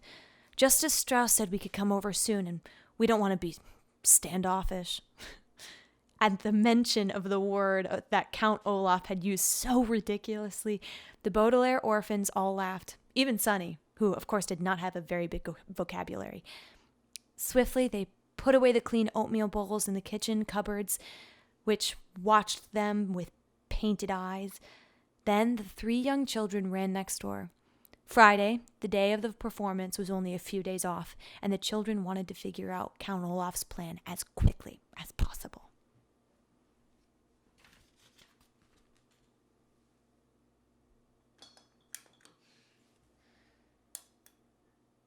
Chapter 7. There are many, many types of books in the world, which makes good sense because there are many, many types of people, and everybody wants to read something different. For instance, people who hate stories in which terrible things happen to small children should put this book down immediately. But one type of book that practically no one likes to read is a book about the law. Books about the law are notorious for being very long, very dull, and very difficult to read. This is one reason many lawmakers have heaps of money. The money is an incentive. The word incentive here means an offered reward to persuade you to do something you don't want to do, to read long, dull, and difficult books. The Baudelaire children had a slightly different incentive for reading these books, of course. Their incentive was not heaps of money, but preventing Count Olaf from doing something horrible to them in order to get heaps of money. But even with this incentive, getting through the law books in Justice Strauss's private library was a very, very, very hard task. "Goodness!" Justice Strauss said, when she came into the library and saw what they were reading. She had let them in the house, but immediately went into the backyard to do her gardening, leaving the Baudelaire orphans alone in her glorious library. "I thought you were interested in mechanical engineering, animals of North America, and teeth. Are you sure you want to read those enormous law books? Even I don't like reading them, and I work in law." "Yes," Violet lied. "I find them very interesting, Justice Strauss." "So do I," Klaus said. "Violet and I are considering a career in law, so we are fascinated by these books." "Well," Justice Strauss said, "Sonny can't possibly be interested. Maybe she'd like to come help me with the gardening." "Whippy!" Sonny shrieked, which meant I'd much prefer gardening to sitting around watching my siblings struggle through law books. "Well, make sure she doesn't eat any dirt," Klaus said, bringing Sonny over to the judge. "Of course," said Justice Strauss. "We wouldn't want her to be sick for the big performance." Violet and Klaus exchanged a look. "Are you excited about the play?" Violet asked hesitantly. Justice Strauss's face lit up. "Oh, yes," she said. "I've always wanted to perform on stage ever since I was a little girl. And now Count Olaf has given me the opportunity to live my lifelong dream. Aren't you thrilled to be a part of the theater?" "I guess so," Violet said. "Of course you are," Justice Strauss said, stars in her eyes and Sonny in her hands. She left the library, and Klaus and Violet looked at each other and sighed. "She's stage-struck," Klaus said. "She won't believe that Count Olaf is up to something, no matter what." "She wouldn't help us anyway," Violet pointed out glumly. "She's a judge, and she'd just start babbling about in loco parentis like Mr. Poe."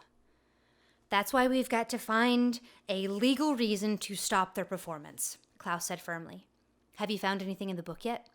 Nothing helpful, Violet said, glancing down at a piece of scrap paper on which she had been taking notes. 50 years ago, there was a woman who left an enormous sum of money to her pet weasel, and to none of her 3 sons.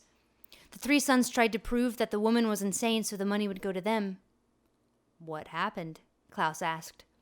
I think the weasel died, Violet replied, but I'm not sure. I have to look up some of the words. I don't think it's going to help us anyway, Klaus said.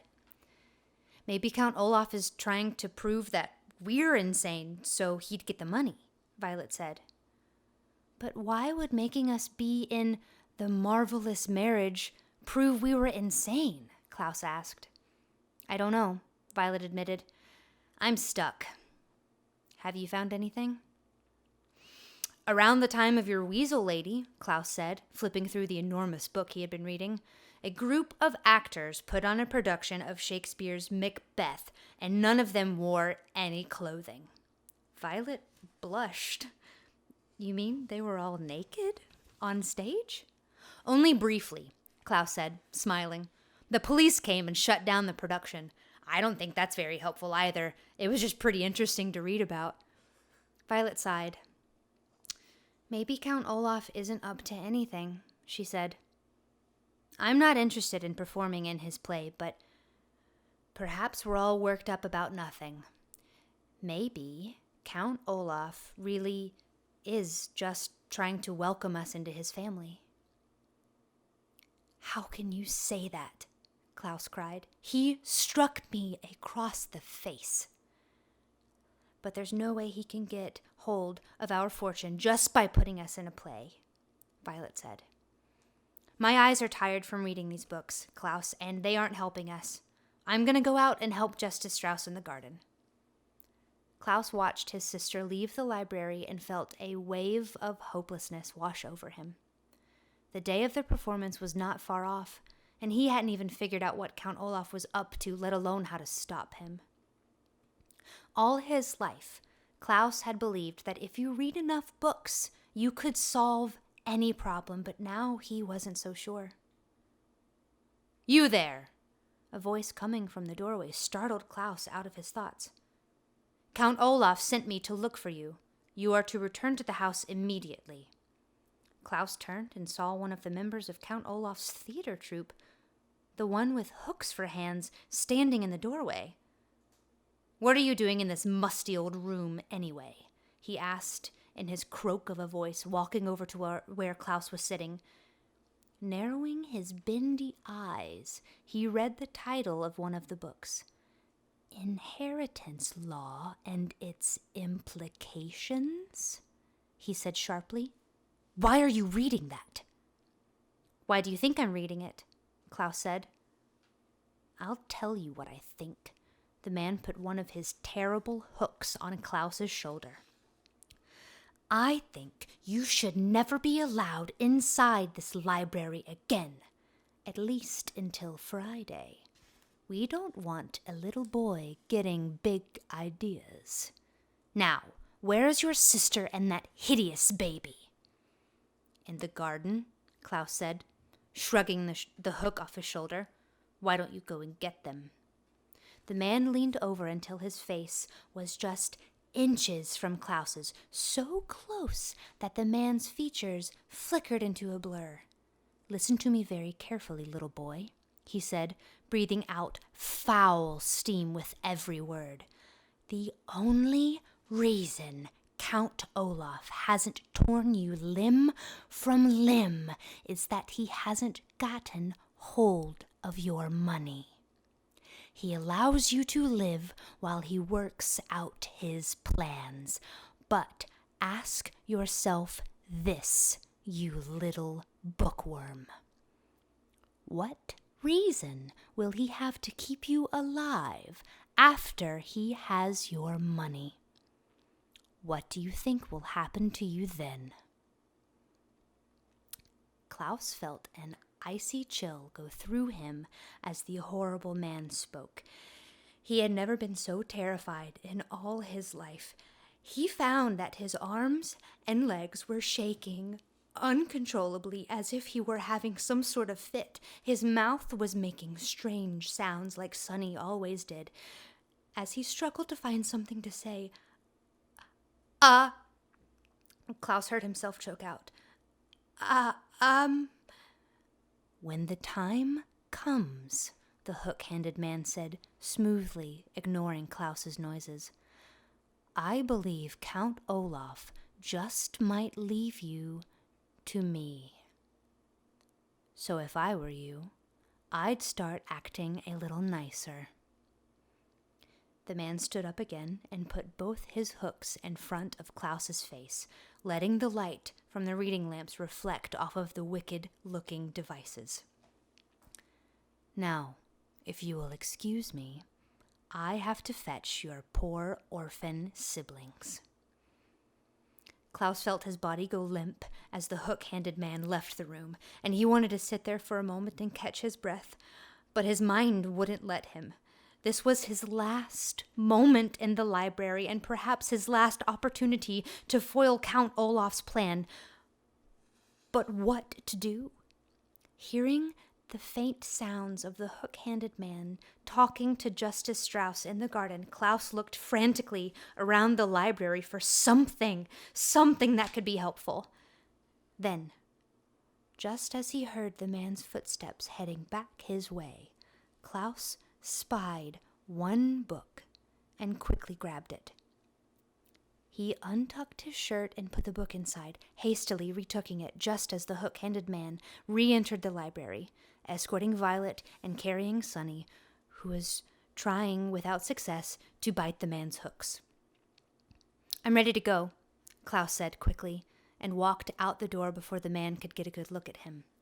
He walked quickly ahead of his siblings, hoping that nobody would notice the book-shaped lump in his shirt. Maybe, just maybe, the book Klaus was smuggling could save their lives. Chapter 8. Klaus stayed up all night reading, which was normally something he loved to do. Back when his parents were alive, Klaus used to take a flashlight to bed with him and hide under the covers, reading until he couldn't keep his eyes open. Some mornings, his father would come into Klaus's room to wake him up and find him asleep, still clutching his flashlight in one hand and his book in the other. But on this particular night, of course, the circumstances were much different. Klaus stood by the window, squinting as he read his smuggled book by the moonlight that trickled into the room. He occasionally glanced at his sisters. Violet was sleeping fitfully. A word, which here means with much tossing and turning, on the lumpy bed, and Sonny had wormed her way into a pile of curtains so that she just looked like a small heap of cloth. Klaus had not told his siblings about the book because he didn't want to give them false hope. He wasn't sure the book would help them out of their dilemma.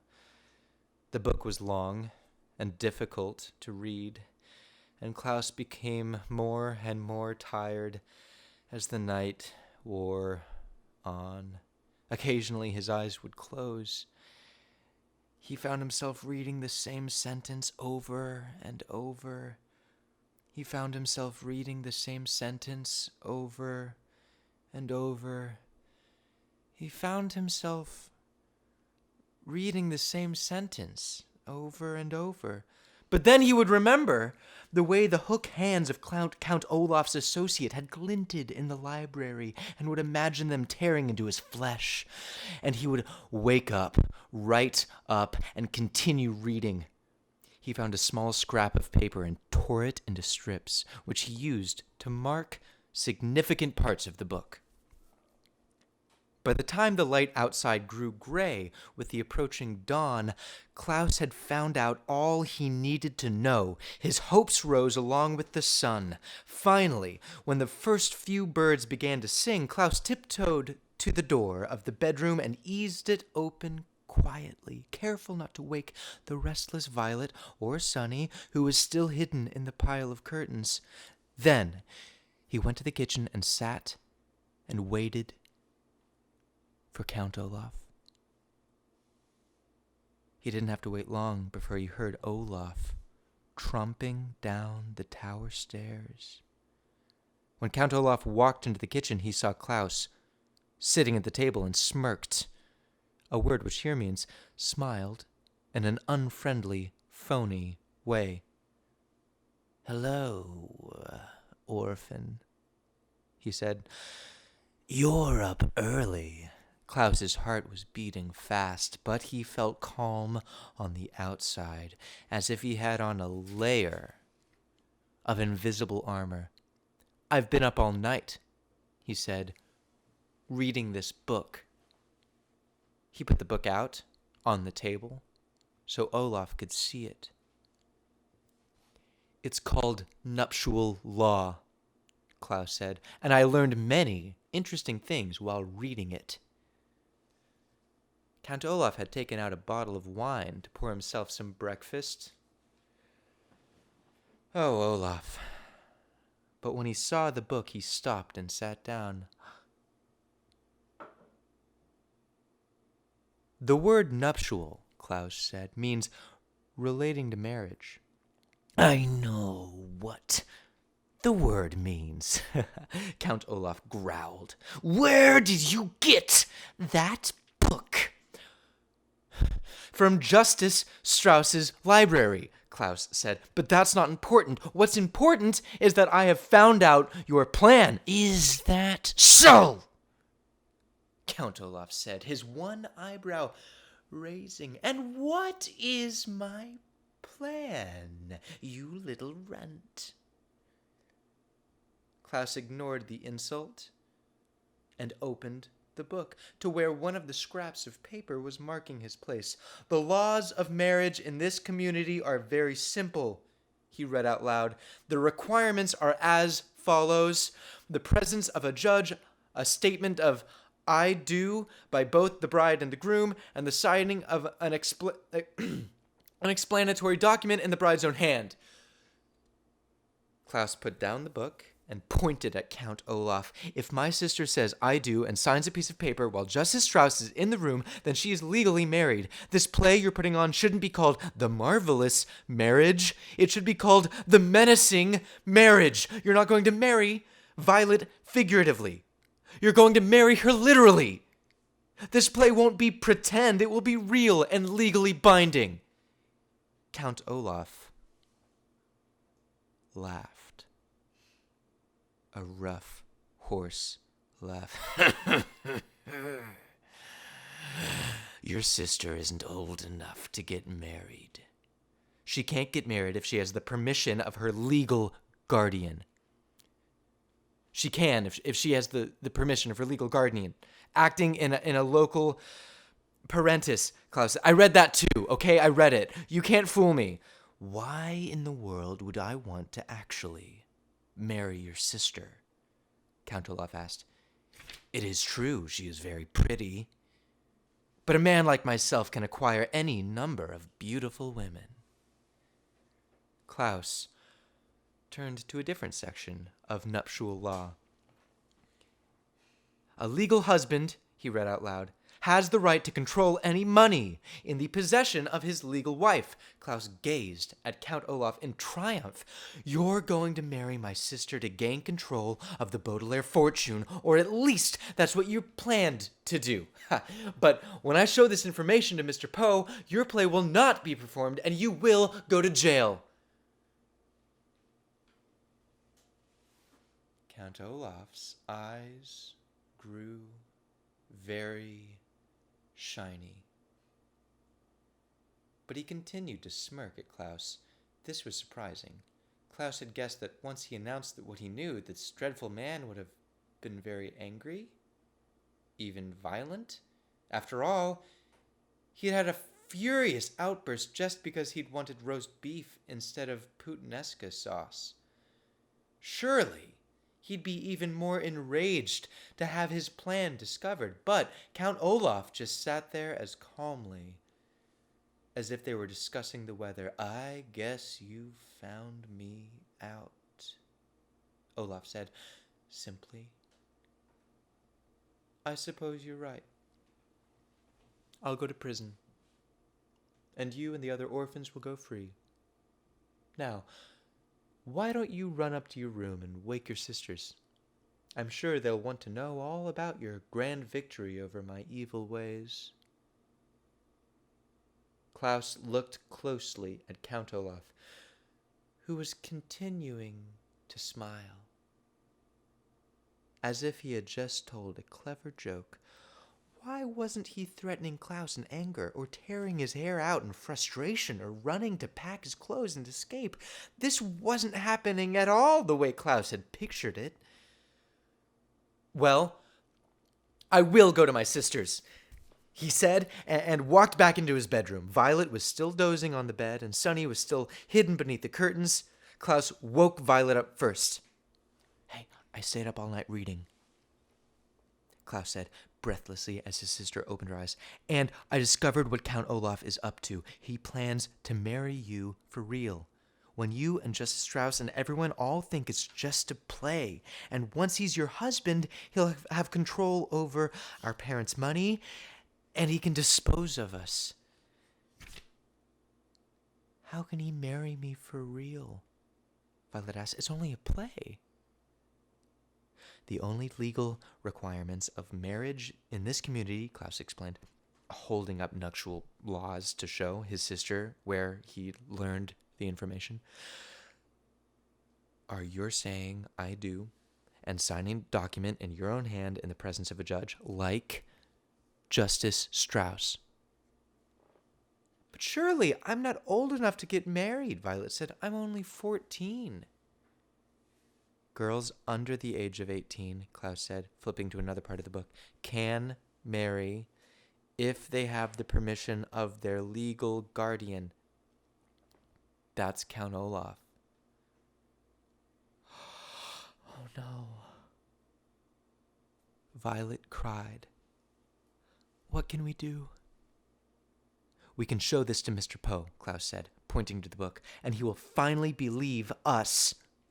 That Count Olaf is up to no good. Quick, get dressed while I wake up Sunny, and we can get back to the bank by the time it opens." Violet, who usually moved slowly in the mornings, nodded and immediately got out of bed and went to the cardboard box to find some proper clothing. Klaus walked over to the lump of curtains to wake up his younger sister. "Sunny," he called out kindly, putting his hand on where he thought his sister's head was. "Sunny?" There was no answer. Klaus called out, "Sunny!" again, and pulled away the top fold of the curtains to wake up the youngest Baudelaire child. "Sunny! Sunny!" he said, but then he stopped, for underneath the curtain was nothing but another curtain. He moved aside all the layers, but his little sister was nowhere to be found. "Sunny!" he yelled, looking around the room. Violet dropped the dress she was holding and began to help him search. They looked in every corner, under the bed, and even inside the cardboard box, but Sunny was gone. "Where can she be?" Violet asked worriedly. "She's not the type to run off." "Where can she be, indeed?" said a voice behind them, and the two children turned around. Count Olaf was standing in the doorway, watching Violet and Klaus as they searched the room. His eyes were shining brighter than they ever had, and he was still smiling, like he had just uttered a joke.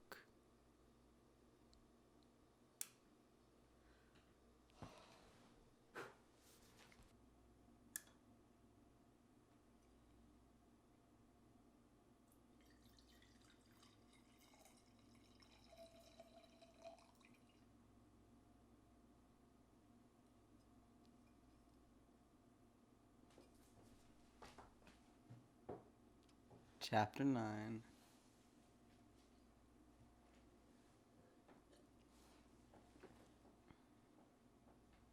Yes, Count Olaf continued. It certainly is strange to find a child missing, and one so small and helpless.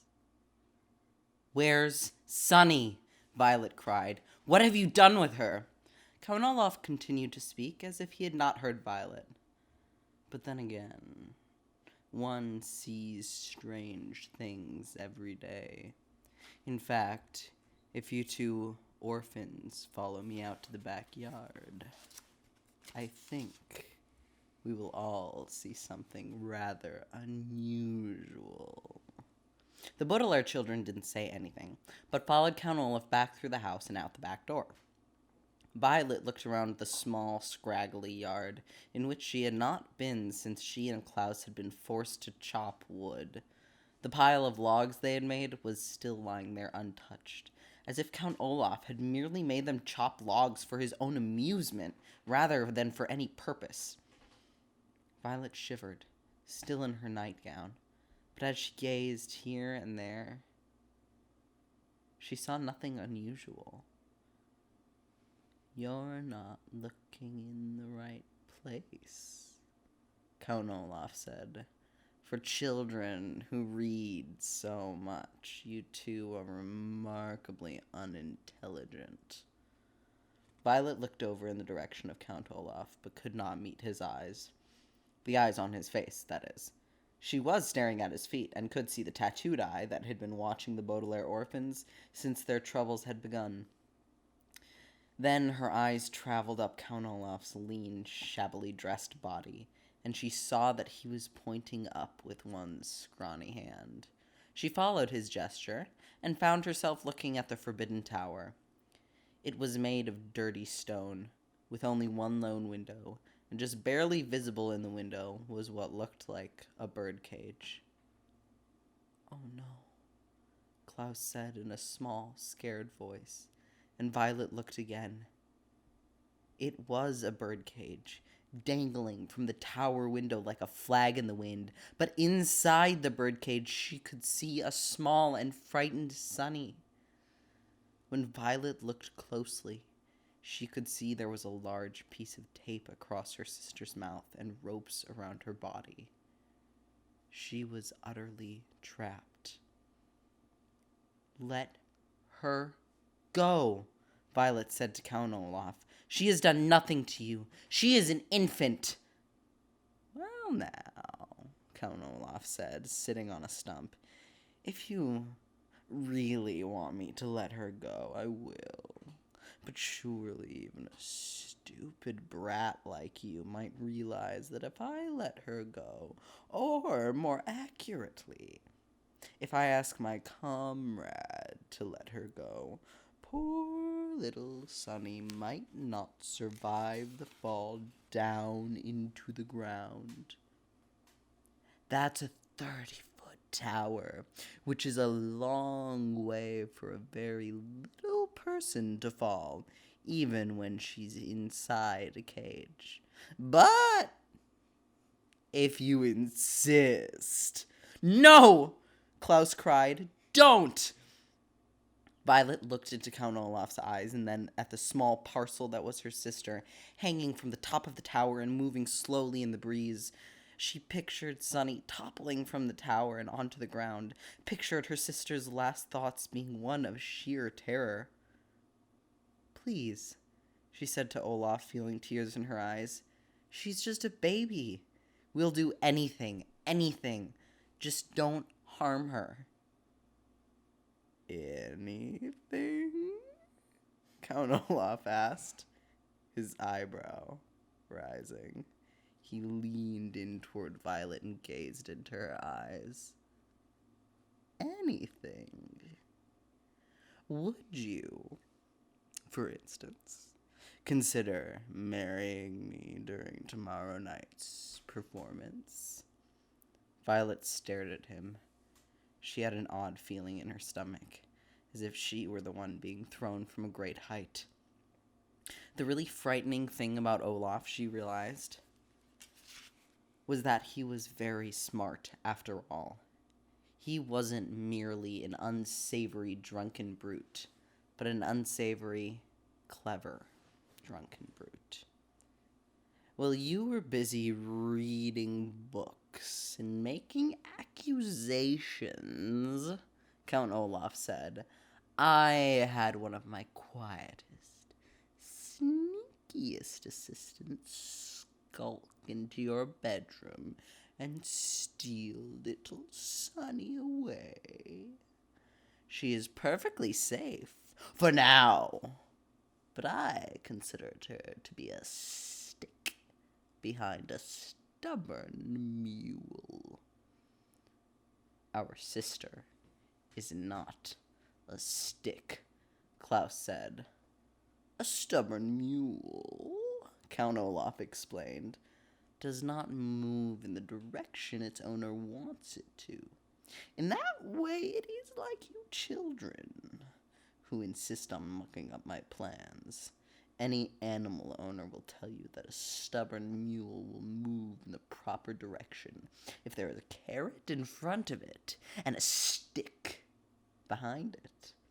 It will move toward the carrot because it wants the reward of food, and away from the stick because it does not want the punishment of pain.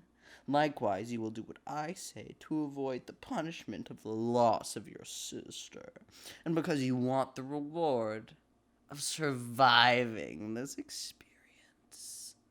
Now, Violet, let me ask you again. Will you marry me? Violet swallowed and looked down at Count Olaf's tattoo. She could not bring herself to answer. Come now, Count Olaf said, his voice faking a word which here means feigning kindness. He reached out a hand and stroked Violet's hair. Would it be so terrible to be my bride, to live in my house for the rest of your life? You're such a lovely girl. After the marriage, I wouldn't dispose of you like your brother and sister. Violet imagined sleeping beside Count Olaf and waking up each morning to look at this terrible man. She pictured wandering around the house, trying to avoid him all day, cooking for his terrible friends at night, perhaps every night for the rest of her life. But then she looked up at her helpless sister and knew what her answer must be. If you let Sunny go, she said finally, I will marry you. I will let Sunny go, Count Olaf answered, after tomorrow night's performance.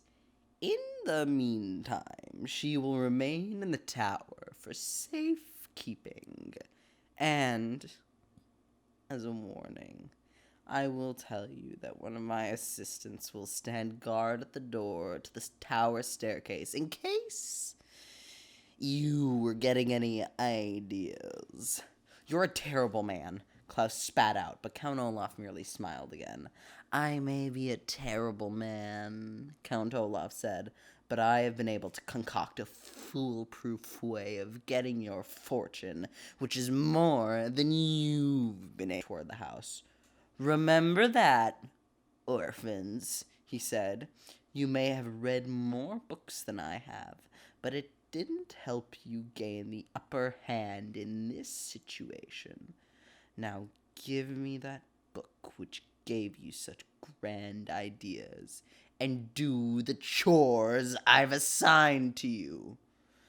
Klaus sighed and relinquished, a word which here means gave to Count Olaf, even though he didn't want to, the book on nuptial law.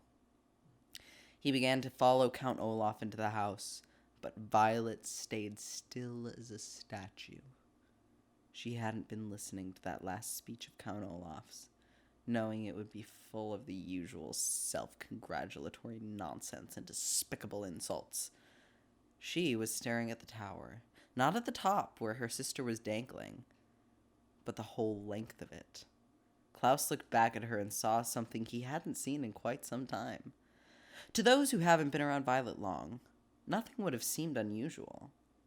But those who knew her well knew that when she tied her hair up in a ribbon to keep it out of her eyes, it meant that the gears and levers of her inventing brain were whirring at top speed.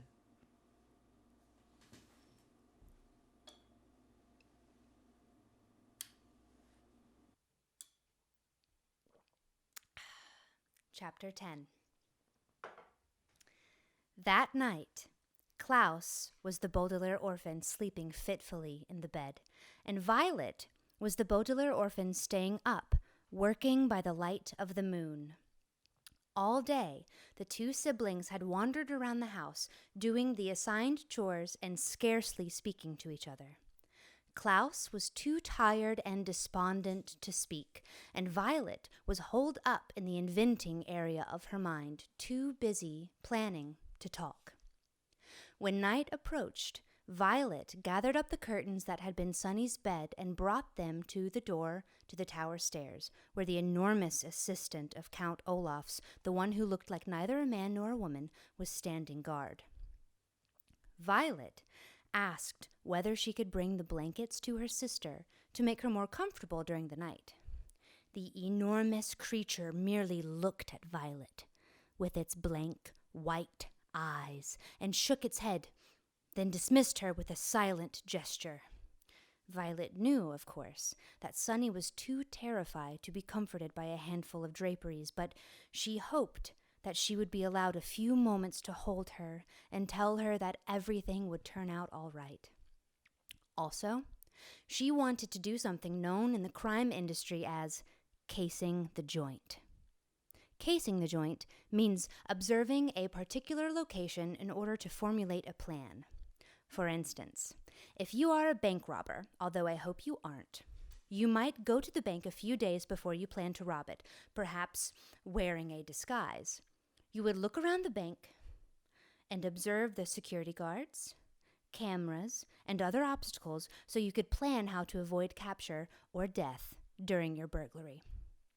Violet, a law-abiding citizen, was not planning to rob a bank, but she was planning to rescue Sunny and was hoping to catch a glimpse of the tower room in which her sister was being held prisoner so as to make her plan more easily.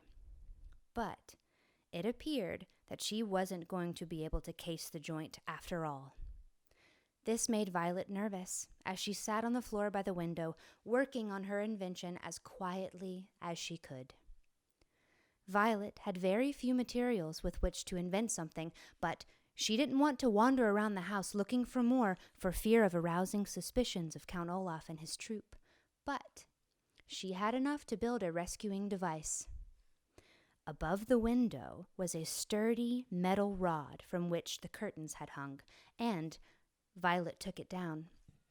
Using one of the rocks Olaf had left in a pile in the corner, she broke the curtain rod into 2 pieces.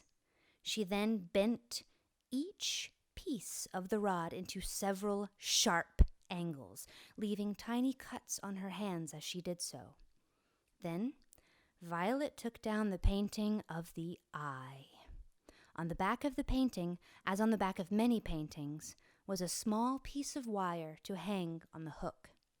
She removed the wire and used it to connect the 2 pieces together. Violet had now made what looked like a large metal spider. She then went over to the cardboard box and took out the ugliest clothes that Miss Poe had purchased, the outfits the Baudelaire orphans would never wear, no matter how desperate they were. Working quickly and quietly, she began to tear these into long, narrow strips and to tie these strips together. Among Violet's many useful skills was a vast knowledge of different types of knots. The particular knot she was using was called the Devil's Tongue. A group of female Finnish pirates invented it back in the 15th century and named it the Devil's Tongue because it twisted this way and that in the most complicated and eerie way. The Devil's Tongue was a very useful knot, and when Violet tied the cloth strips together end to end, it formed a sort of rope. As she worked, she remembered something her parents had said to her when Klaus was born, and again when they brought Sonny home from the hospital. "You are the eldest Baudelaire child," they had said, kindly but firmly. "And as the eldest, it will always be your responsibility to look after your younger siblings. Promise us that you will always watch out for them and make sure they don't get into trouble." Violet remembered her promise and thought of Klaus, whose bruised face still looked sore, and Sonny, dangling from the top of the tower like a flag, and began working faster. Even though Count Olaf was of course the cause of all this misery, Violet felt as if she had broken her promise to her parents and vowed to make it right. Eventually, using enough of the ugly clothing, Violet had a rope that was, she hoped, just over 30 feet long. She tied one end of it to the metal spider and looked at her handiwork. What she had made was called a grappling hook, which is something used for climbing up the sides of buildings, usually for a nefarious purpose. Using the metal end to hook onto something at the top of the tower and the rope to aid her climb, Violet hoped to reach the top of the tower, untie Sonny's cage, and climb back down. This was, of course, a very risky plan, both because it was dangerous and because she had made the grappling hook herself, instead of purchasing it at a store that sold such things. But a grappling hook was all Violet could think of to make without the proper inventing laboratory, and time was running short. She hadn't told Klaus about her plan because she didn't want to give him false hope. So, without waking him, she gathered up her grappling hook and tiptoed out of the room. Once outside, Violet realized her plan was even more difficult than she had thought. The night was quiet, which would mean she would have to make practically no noise at all. The night also had a slight breeze, and when she pictured herself swinging in the breeze, clinging to a rope made of ugly clothing, she almost gave up entirely. And the night was dark, so it was hard to see where she could toss the grappling hook and have the metal arms hook onto something. But, standing there, shivering in her nightgown, Violet knew she had to try.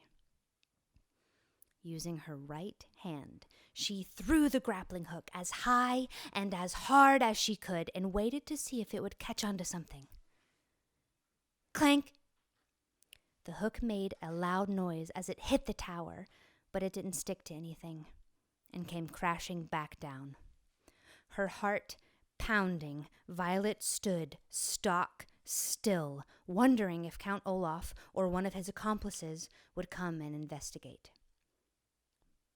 But nobody arrived after a few moments, and Violet, swinging the hook over her head like a lasso, tried again. Clank! Clank! The grappling hook hit the tower twice as it bounced back down to the ground. Violet waited again, listening for footsteps. But all she heard was her own terrified pulse. She decided to try one more time. Clank! The grappling hook hit the tower and fell down again, hitting Violet hard in the shoulder. One of the arms tore her nightgown and cut through her skin. Biting down on her hand to keep from crying out in pain, Violet felt the place on her shoulder where she had been struck, and it was wet with blood. Her arm throbbed in pain. At this point in the proceedings, if I were Violet, I would have given up. But just as she was about to turn around and go inside, she pictured how scared Sonny must be, and, ignoring the pain in her shoulder, Violet used her right hand to throw the hook again. Clank! The usual clank sound stopped halfway through, and Violet saw, in the dim light of the moon, that the hook wasn't falling. nervously. She gave the rope a good yank, and it stayed put. The grappling hook had worked. Her feet touching the side of the stone tower and her hands grasping the rope, Violet closed her eyes and began to climb. Never daring to look around, she pulled herself up the tower, hand over hand, all the time keeping in mind her promise to her parents and the horrible things Count Olaf would do if his villainous plan worked. The evening wind blew harder and harder as she climbed higher and higher, and several times Violet had to stop climbing as the rope moved in the wind. She was certain that at any moment the cloth would tear or the hook would slip, and Violet would be sent tumbling to her death. But thanks to her adroit inventing skills, the word adroit here means skillful, everything worked the way it was supposed to work, and suddenly Violet found herself feeling a piece of metal instead of a cloth rope. She opened her eyes and saw her sister Sunny, who was looking at her frantically and trying to say something past the strip of tape. Violet had arrived at the top of the tower, right at the window where Sunny was tied. The eldest Baudelaire orphan was about to grab her sister's cage and begin her descent when she saw something that made her stop. It was the spidery end of the grappling hook, which, after several attempts, had finally struck onto something on the tower. Violet had guessed during her climb that it had found some notch in the stone or part of the window, or perhaps a piece of furniture inside the tower room, and stuck there. But that wasn't what the hook had stuck on. Violet's grappling hook had stuck on another hook. It was one of the hooks on the hook-handed man. And his other hook, Violet saw, was glinting in the moonlight as it reached right towards her.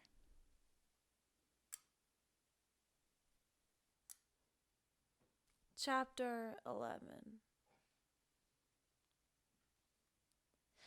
How pleasant you could join us, the hook-handed man said in a sickly sweet voice. Violet immediately tried to scurry back down the rope, but Count Olaf's assistant was too quick for her. In one movement, he hoisted her into the tower room and said with a flick of his hook, sent her rescue device clanging to the ground. Now Violet was as trapped as her sister. I'm so glad you're here, the hook-handed man said.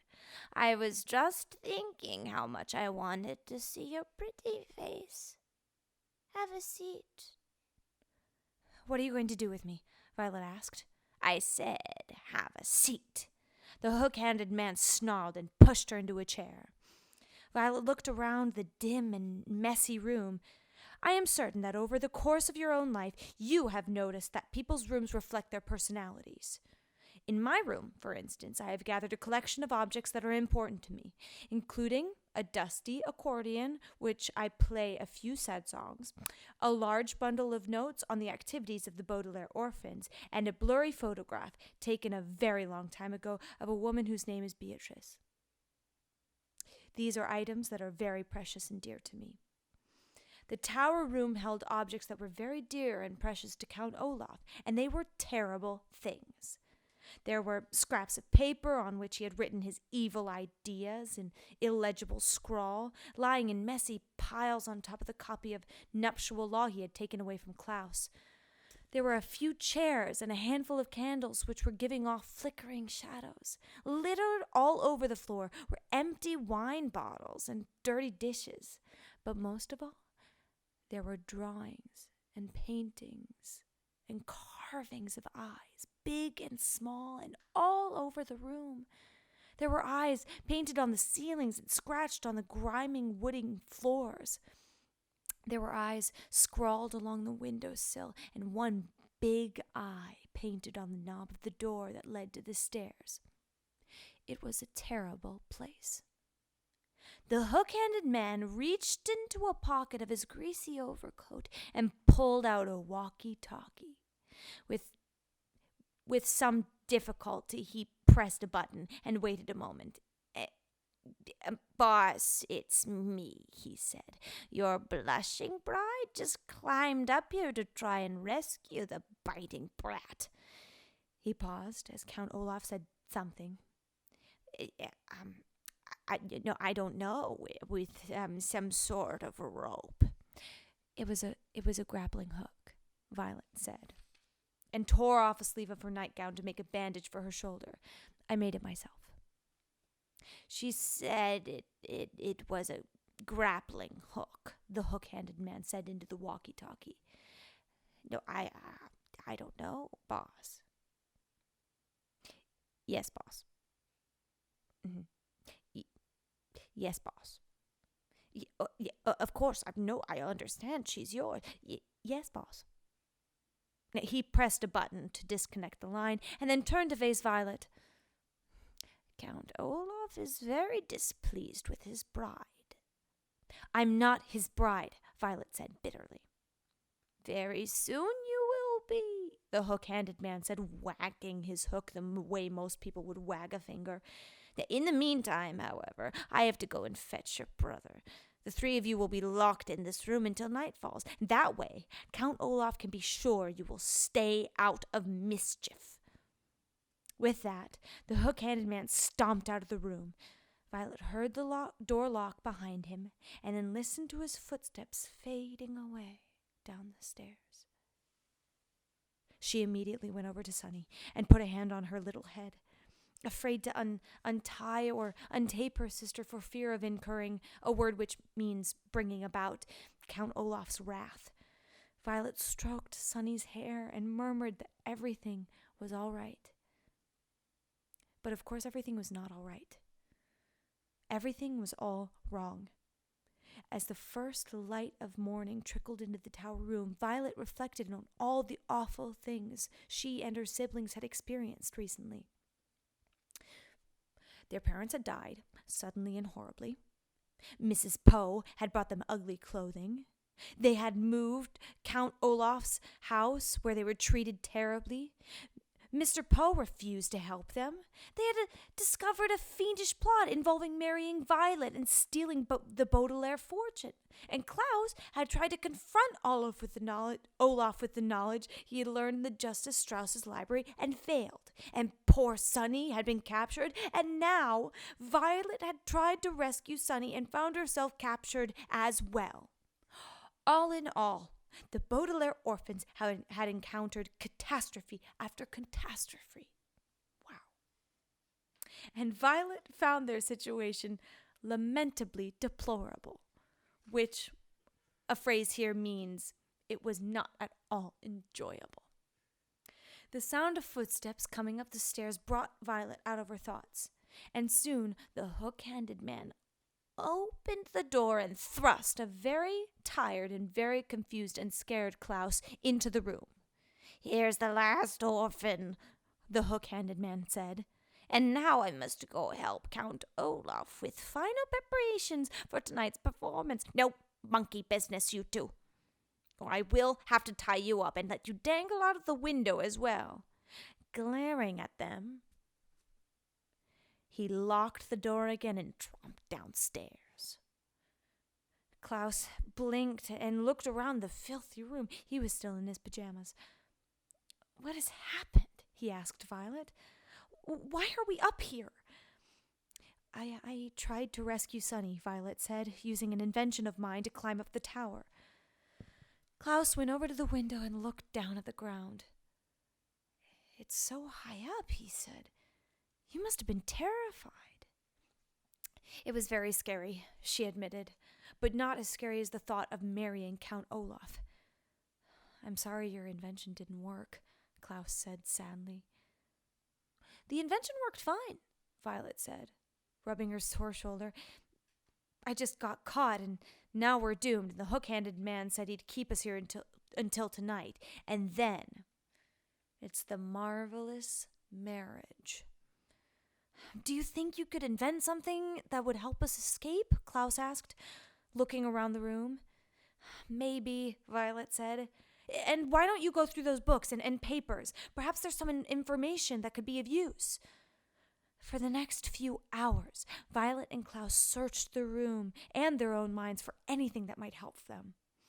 Violet looked for objects with which she could invent something, and Klaus read through Count Olaf's papers and books, and from time to time they would go over to Sunny and smile at her, pat her on the head, and reassure her. Occasionally, Violet and Klaus would speak to each other, but mostly they were silent, lost in their own thoughts. If we only had kerosene, Violet said around noon, I could make Molotov cocktails with these bottles. What are Molotov cocktails? Klaus asked. Oh, they're small bombs made inside bottles, Violet explained. We could throw them out by the window and attract attention of the passerby. But we don't have any kerosene, Klaus said mournfully. They were silent for several hours. If we were polygamists, Klaus said, Count Olaf's marriage plan wouldn't work. What are polygamists? Violet asked. Polygamists are people who marry more than one person, Klaus explained. In this community, polygamists are breaking the law, even if they have married in the presence of a judge with the statement of I do and the signed document in their own hand. I read it here in nuptial law. But we're not polygamists, Violet said mournfully. And they were silent for several more hours. We could break the bottles in half, Violet said, and use them as knives. But I'm afraid Count Olaf's troop would overpower us. You could say, I don't, instead of I do, Klaus said. But I'm afraid Count Olaf would order Sunny dropped off the tower. I certainly would, Count Olaf said. And the children jumped. They had been so involved in their conversation, they hadn't heard him come up the stairs and open the door. He was wearing a fancy suit, and his eyebrow had been waxed so it looked as shiny as his eye. Behind him stood the hook-handed man, who smiled and waved a hook at the youngsters. Come, orphans, Count Olaf said. It's time for the big event. My associate here will stay behind in this room, and we'll keep constant contact through our walkie-talkies. If anything goes wrong during tonight's performance, your sister will be dropped to her death. Come along now. Violet and Klaus looked at each other, and then at Sunny, still dangling in her cage, and followed Count Olaf out the door. As Klaus walked down the tower stairs, he felt a heavy sinking in his heart as all hope left him. There truly seemed no way out of their predicament. Violet was feeling the same way, until she reached out with her right hand to grasp the banister for balance. She looked at her right hand for a second and began to think. All the way down the stairs and out the door and the short walk down the block to the theater, Violet thought and thought and thought, harder than she ever thought in her entire life.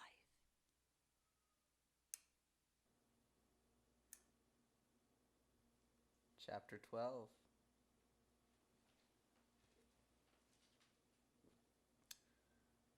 As Violet and Klaus Baudelaire stood still in their nightgown and pajamas backstage at Count Olaf's theater, they were of two minds.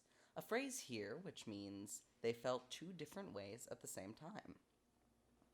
On one hand, they were of course filled with dread. From the murmur of voices they heard on the stage, the two Baudelaire orphans could tell that the performance of the marvelous marriage had begun, and it seemed too late to do anything to foil Count Olaf's plan. On the other hand, however, they were fascinated, as they had never been backstage at a theatrical production, and there was so much to see. Members of Count Olaf's theater troupe hurried this way and that too busy to even glance at the children. 3 very short men were carrying a large, flat piece of wood, painted to look like a living room.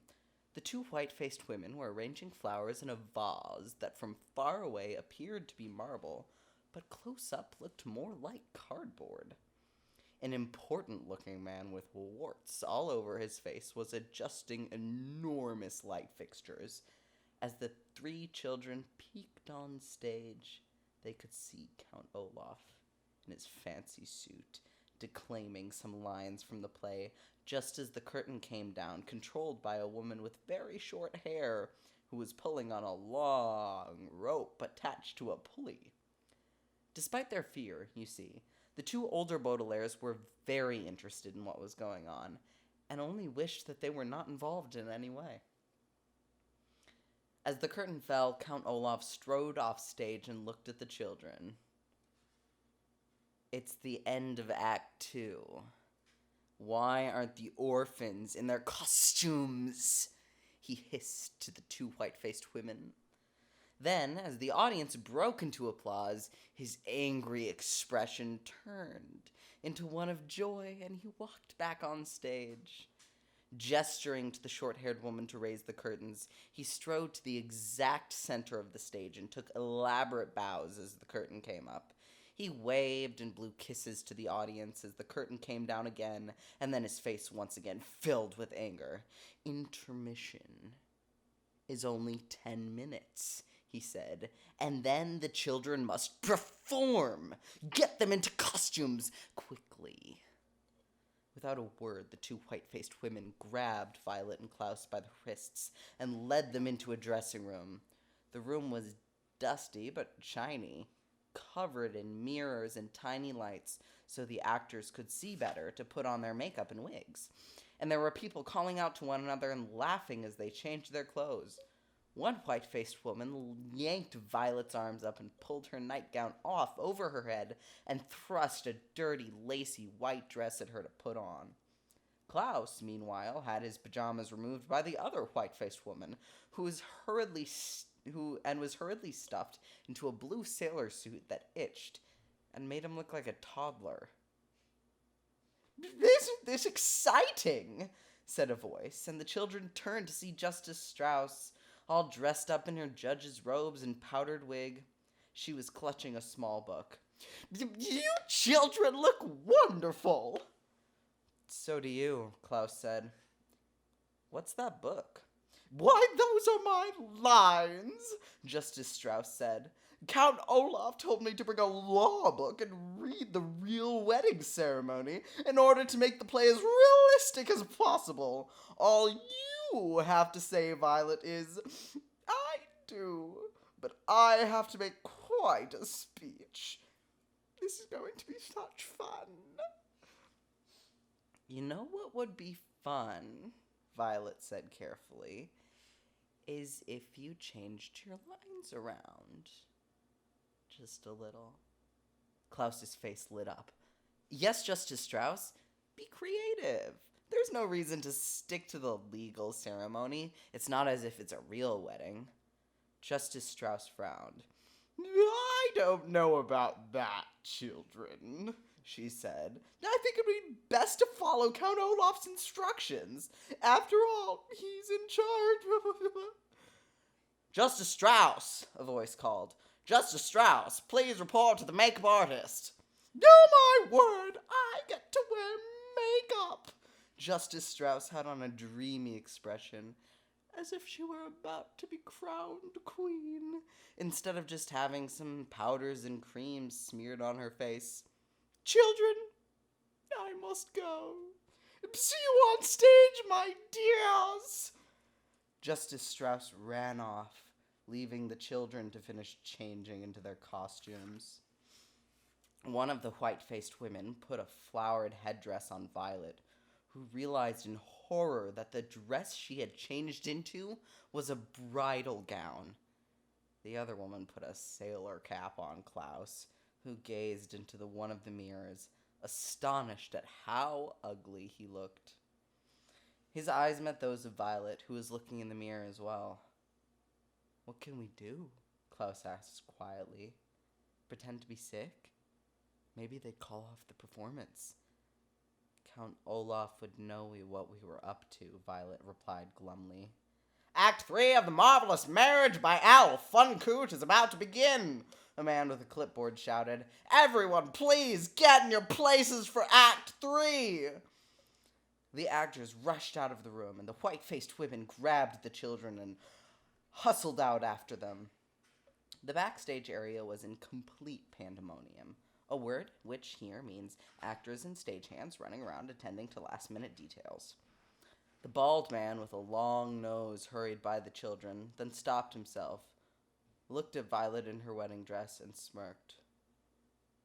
No funny stuff, he said to them, waggling a bony finger. Remember, when you go out there, just do exactly what you're supposed to do. Count Olaf will be holding his walkie-talkie. So sorry, I said I wouldn't break this chapter. Count Olaf will be holding his walkie-talkie during the entire act. You can't laugh because I'll laugh. And if you do even one thing wrong, you'll be giving Sonny a call up there in the tower. Yes, Klaus said bitterly. He was tired of being threatened in the same way, over and over. You better do exactly as planned, the man said again.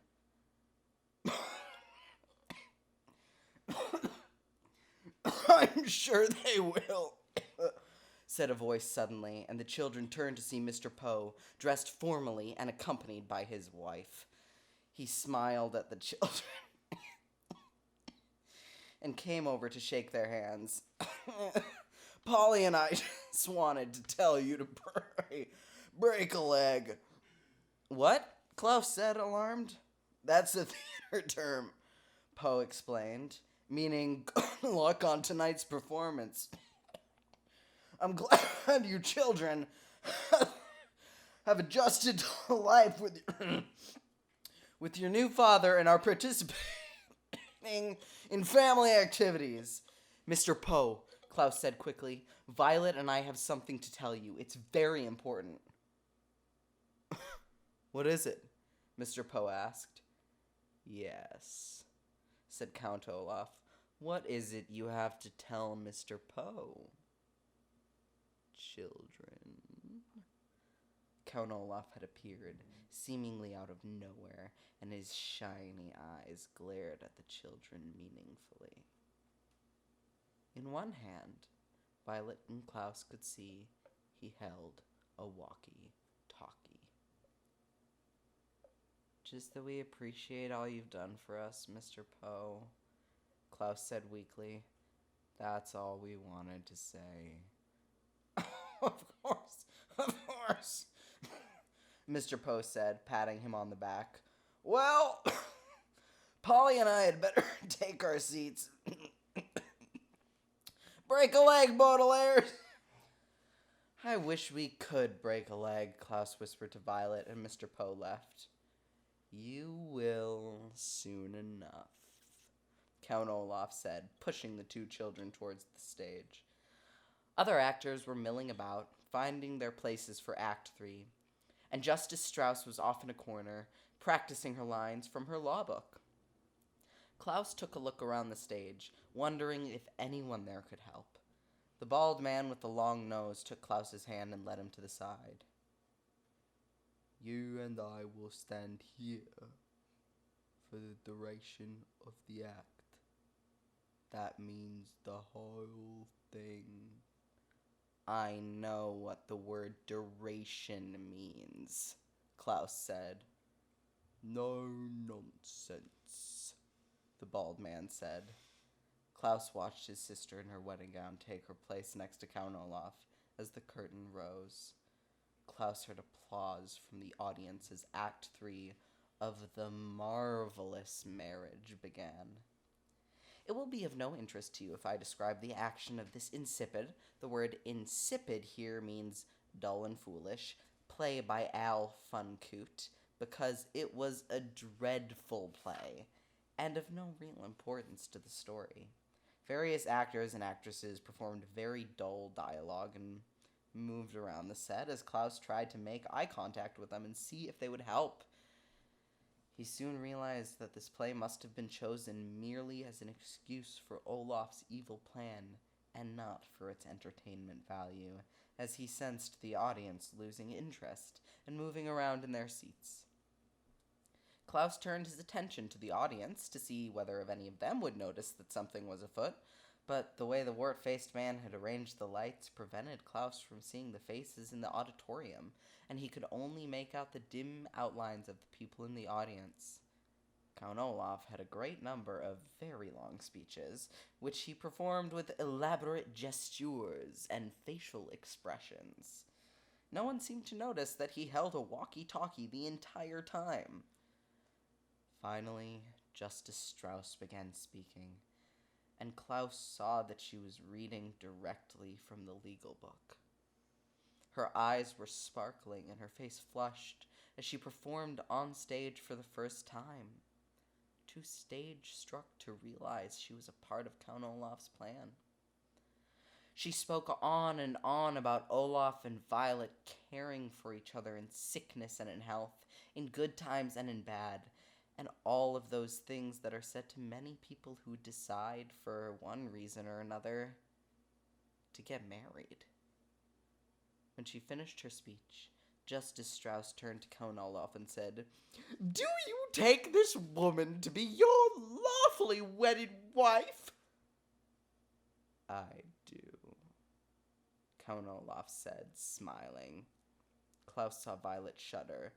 "Do you?" Justice Strauss said, turning to Violet. "Take this man to be your lawfully wedded husband?" "I do," Violet said. Klaus clenched his fists. His sister had said "I do" in the presence of a judge. Once she signed the official document, the wedding was legally valid. And now, Klaus could see that Justice Strauss was taking the document from one of the other actors and holding it out to Violet to sign. "Don't move an inch," the bald man muttered to Klaus. And Klaus thought of poor Sonny, dangling at the top of the tower, and stood still as he watched Violet take a long quill pen from Count Olaf. Violet's eyes were wide as she looked down at the document, and her face was pale, and her left hand was trembling as she signed her name.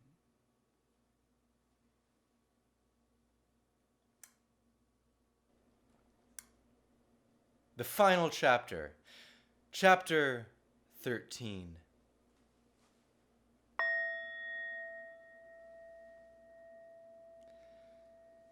"And now, ladies and gentlemen," Count Olaf said, stepping forward to address the audience, "I have an announcement.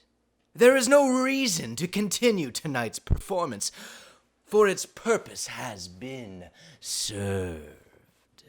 This has not been a scene of fiction.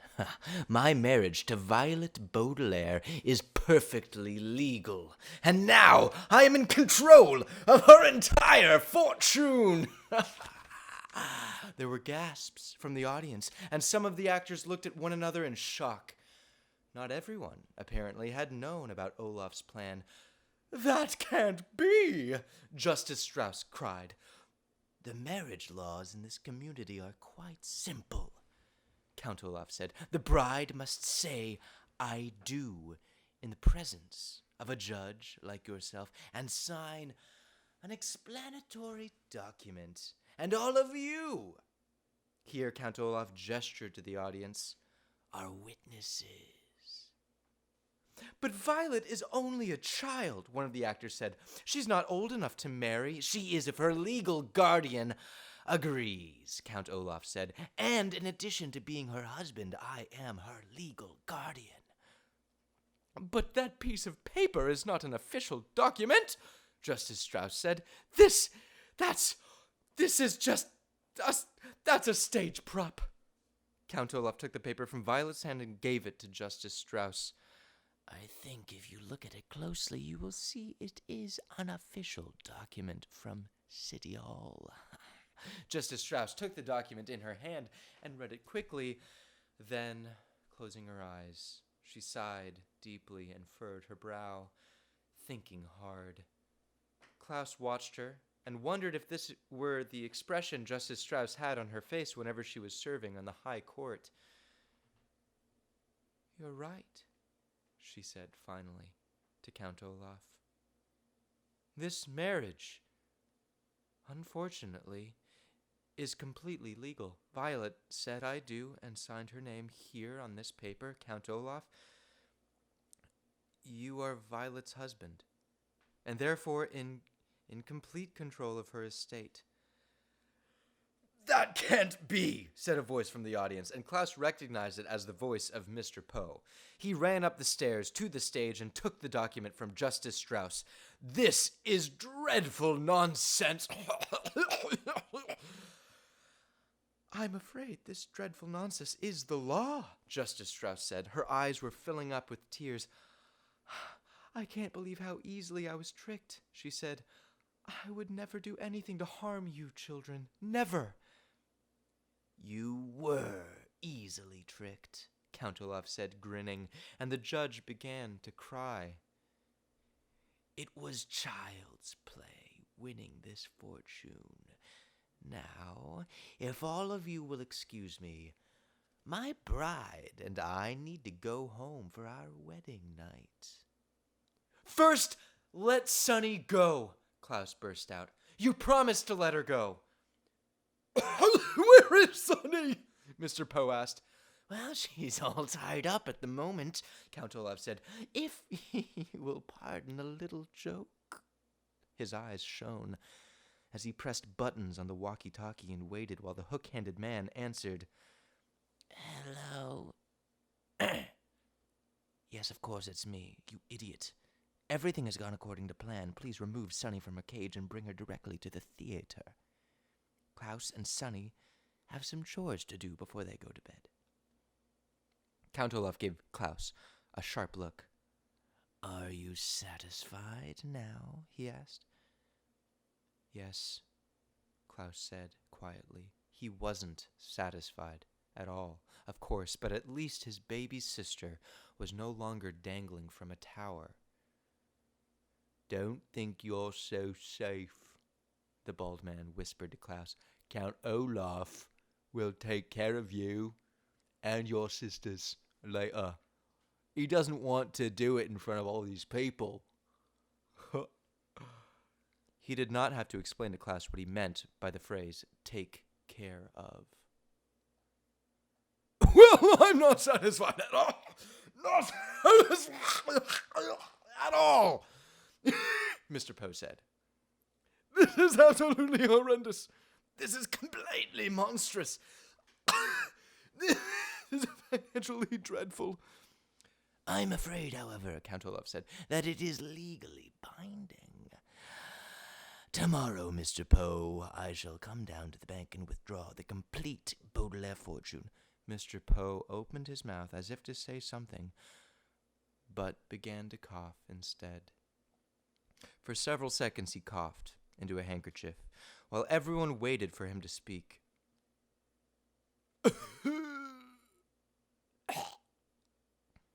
I won't allow it, Mr. Poe finally gasped, wiping his mouth. I absolutely will not allow it.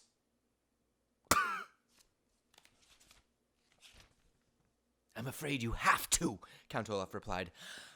I'm afraid Olaf is right, Justice Strauss said through tears. This marriage is legally binding. Begging your pardon, Violet said suddenly, but I think you may be wrong. Everyone turned to look at the eldest Baudelaire orphan. What did you say, Countess? Olaf said. I'm not your Countess, Violet said testily, a word which here means in an extremely annoyed tone. At least, I don't think I am. And why is that? Count Olaf said. I did not sign the document in my own hand, as the law states. Violet said. What do you mean? We all saw you! Count Olaf's eyebrow was beginning to rise in anger. I'm afraid your husband is right, dear, Justice Strauss said sadly. There's no use denying it. There are too many witnesses. Like most people, Violet said, I am right-handed, but I signed the document with my left hand. What? Count Olaf cried. He snatched the paper from Justice Strauss and looked down at it. His eyes were shining very bright.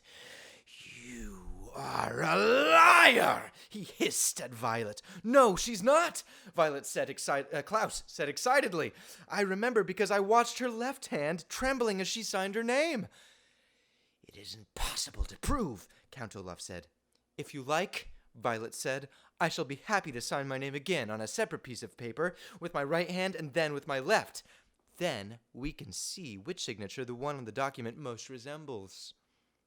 A small detail like which hand you use to sign, Count Olaf said, doesn't matter in the least. If you don't mind, sir, Mr. Poe said, I'd like Justice Strauss to make that decision. Everyone looked at Justice Strauss, who was wiping away the last of her tears. Let me see, she said quietly, and closed her eyes again. She sighed deeply, and the Baudelaire orphans and all who liked them held their breath as Justice Strauss furrowed her brow, thinking hard on the situation. Finally, she smiled. If Violet is indeed right-handed, she said carefully, and she signed the document with her left hand, then it follows that the signature does not fulfill the requirements of the nuptial laws. The law clearly states the document must be signed in the bride's own hand. Therefore, we can conclude that this marriage is invalid. Violet, you are not a countess, and Count Olaf, you are not in control of the Baudelaire fortune. Hooray! Cried a voice from the audience, and several people applauded. Unless you are a lawyer, it will probably strike you as odd that Count Olaf's plan was defeated by Violet signing with her left hand instead of her right. But the law is an odd thing. For instance, one country in Europe has a law that requires all its bakers to sell bread at the exact same price. A certain island has a law that forbids anyone from removing its fruit. And a town not too far from where you live has a law that bars me from coming within 5 miles of its borders. Had Violet signed the marriage contract with her right hand, the law would have made her a miserable contessa. But because she signed it with her left, she remained, to her relief, a miserable orphan. What was good news to Violet and her siblings, of course, was bad news to Count Olaf. Nevertheless, he gave everyone a grim smile. In that case, he said to Violet, pushing a button on the walkie-talkie, you will either marry me again, and correctly this time, or I will... Nepo! Sunny's unmistakable voice rang out over Count Olaf's as she tottered on stage towards her siblings. The hook-handed man followed behind her, his walkie-talkie buzzing and crackling. Count Olaf was too late. Sunny, you're safe! Klaus cried, and embraced her. Violet rushed over, and the two older Baudelaires fussed over the youngest one. Somebody bring her something to eat, Violet said. She must be very hungry after hanging in a tower window all that time. Cake, Sunny shrieked. Count Olaf roared. He began to pace back and forth like an animal in a cage, pausing only to point a finger at Violet. "You may not be my wife," he said, "but you are still my daughter, and do you honestly think," Mr. Poe said in an exasperated voice, "that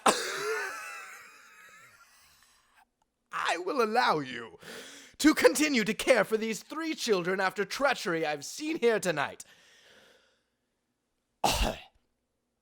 "The orphans are mine," Count Olaf insisted, "and with me they shall stay. There is nothing illegal about trying to marry someone."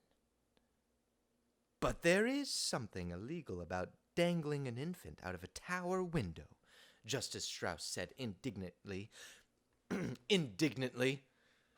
"You, Count Olaf, will go to jail, and the 3 children will live with me." "Arrest him!" a voice cried from the audience, and other people took up the cry. "Send him to jail! He's an evil man! And give us back our money! It was a lousy play!" Mr. Poe took Count Olaf's arm and, after a brief eruption of coughs, announced in a harsh voice, I hereby arrest you in the name of the law." "Oh, Justice Strauss," Violet said, "did you really mean what you said? Can we really live with you?" "Of course, I mean it," Justice Strauss said. "I am very fond of you children, and I feel responsible for your welfare." "Can we use your library every day?" Klaus asked. "Can we work in your garden?" Violet asked. "Cake!" Sunny shrieked again, and everyone laughed. At this point in the story, I feel obliged to interrupt and give you one last warning. As I said at the very beginning, the book you are holding in your hands does not have a happy ending. It may appear now that Count Olaf will go to jail and that the 3 Baudelaire youngsters will live happily ever after with Justice Strauss, but it is not so. If you like, you may shut the book this instant and not read the unhappy ending that is to follow. You may spend the rest of your life believing that the Baudelaires triumphed over Count Olaf and lived the rest of their lives in the house and library of Justice Strauss. But that is not how this story goes. For as everyone was laughing at Sunny's cry for cake, the important-looking man with all the warts on his face was sneaking toward the controls for the lighting of the theater. Quick as a wink, the man flicked the main switch so that all the lights went off, and everyone was standing in darkness. Instantly, pandemonium ensued as everyone ran this way and that, shouting at one another. Actors tripped over members of the audience tripped over theatrical props. Mr. Poe grabbed his wife, thinking it was Count Olaf. Klaus grabbed Sunny and held her up as high as he could so she wouldn't get hurt. But Violet knew at once what had happened and made her way carefully to where she remembered the lights had been. When the play was being performed, Violet had watched the light controls carefully, taking mental notes in case these devices came in handy for an invention. She was certain if she could find the switch, she could turn it back on. Her arms stretched in front of her as she was blind. Violet made her way across the stage, stepping carefully around pieces of furniture and startled actors. In the darkness, Violet looked like a ghost, her white wedding gown moving slowly across the stage. Then, just as she had reached the switch, Violet felt a hand on her shoulder. A figure leaned in to whisper into her ear, "I'll get my hands on your fortune if it's the last thing I do," the voice hissed. "And when I have it, I'll kill you and your siblings with my own 2 hands." Violet gave a little cry of terror, but flicked the switch on. The entire theater was flooded with light. Everyone blinked and looked around. Mr. Poe let go of his wife. Klaus put Sunny down. But nobody was touching Violet's shoulder. Count Olaf was gone. Where did he go? Mr. Poe shouted. Where did they all go? The Baudelaire youngsters looked around and saw that not only had Count Olaf vanished, but his accomplices, the wart-faced man, the hook-handed man, the bold man with a long nose, the enormous person who looked like neither a man nor a woman, and the two white-faced women, had vanished along with him. They must have run outside, Klaus said, while it was all still dark. Mr. Poe led the way outside, and Justice Strauss and the children followed. Way, way, way down the block, they could see a long black car driving away into the night. Maybe it contained Count Olaf and his associates. Maybe it didn't. But in any case, it turned a corner and disappeared into the dark city as the children watched without a word. "Blast it!" Mr. Poe said. "They're gone. But don't worry, children. We'll catch them. I'm going to call the police immediately." Violet, Klaus, and Sonny looked at one another and knew that it wasn't as simple as Mr. Poe said. Count Olaf would take care to stay out of sight as he planned his next move. He was far too clever to be captured by the likes of Mr. Poe. "Well, let's go home, children," Justice Strauss said. "We can worry about all this in the morning. I'll fix us a good breakfast." Mr. Poe coughed. "Wait a minute," he said, looking down at the floor. "I'm sorry to tell you this, children, but I cannot allow you to be raised by someone who is not your relative." "What?" Violet cried. "After all Justice Strauss has done for us." "We never would have figured out Count Olaf's plan without her and her library," Klaus said. "Without Justice Strauss, we would have lost our lives." "That may be so," Mr. Poe said. "And I thank Justice Strauss for her generosity, but your parents' will is very specific. You must be adopted by a relative. Tonight you will stay with me in my home, and tomorrow I shall go to the bank and figure out what to do with you. I'm sorry, but that is the way that it is." The children looked at Justice Strauss, who sighed heavily and hugged each of the Baudelaire youngsters in turn.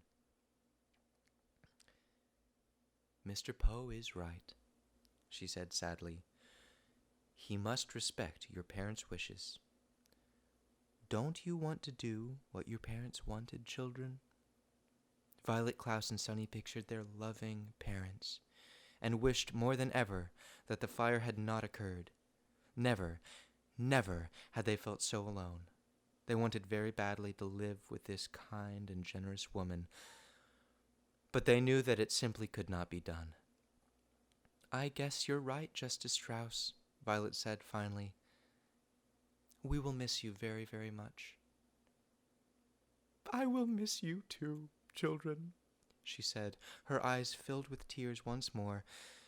Then they each gave Justice Strauss one last embrace and followed Mr. and Mrs. Poe to their car. The Baudelaire orphans piled in the back seat and peered out the back window at Justice Strauss, who was crying and waving to them. Ahead of them were the darkened streets where Count Olaf had escaped to plan more treachery. Behind them was the kind judge who had taken such an interest in the three children.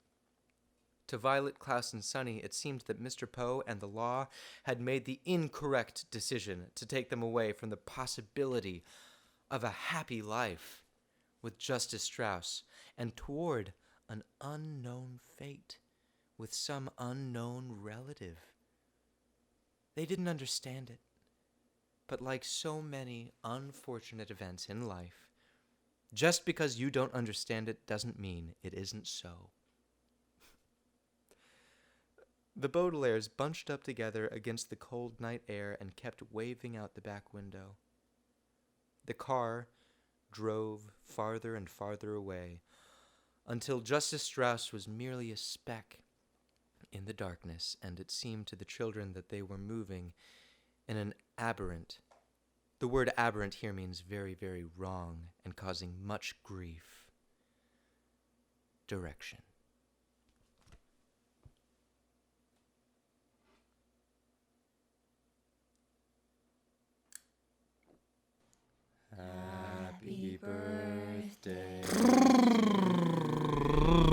that perfect sound. Oh, Happy birthday to you.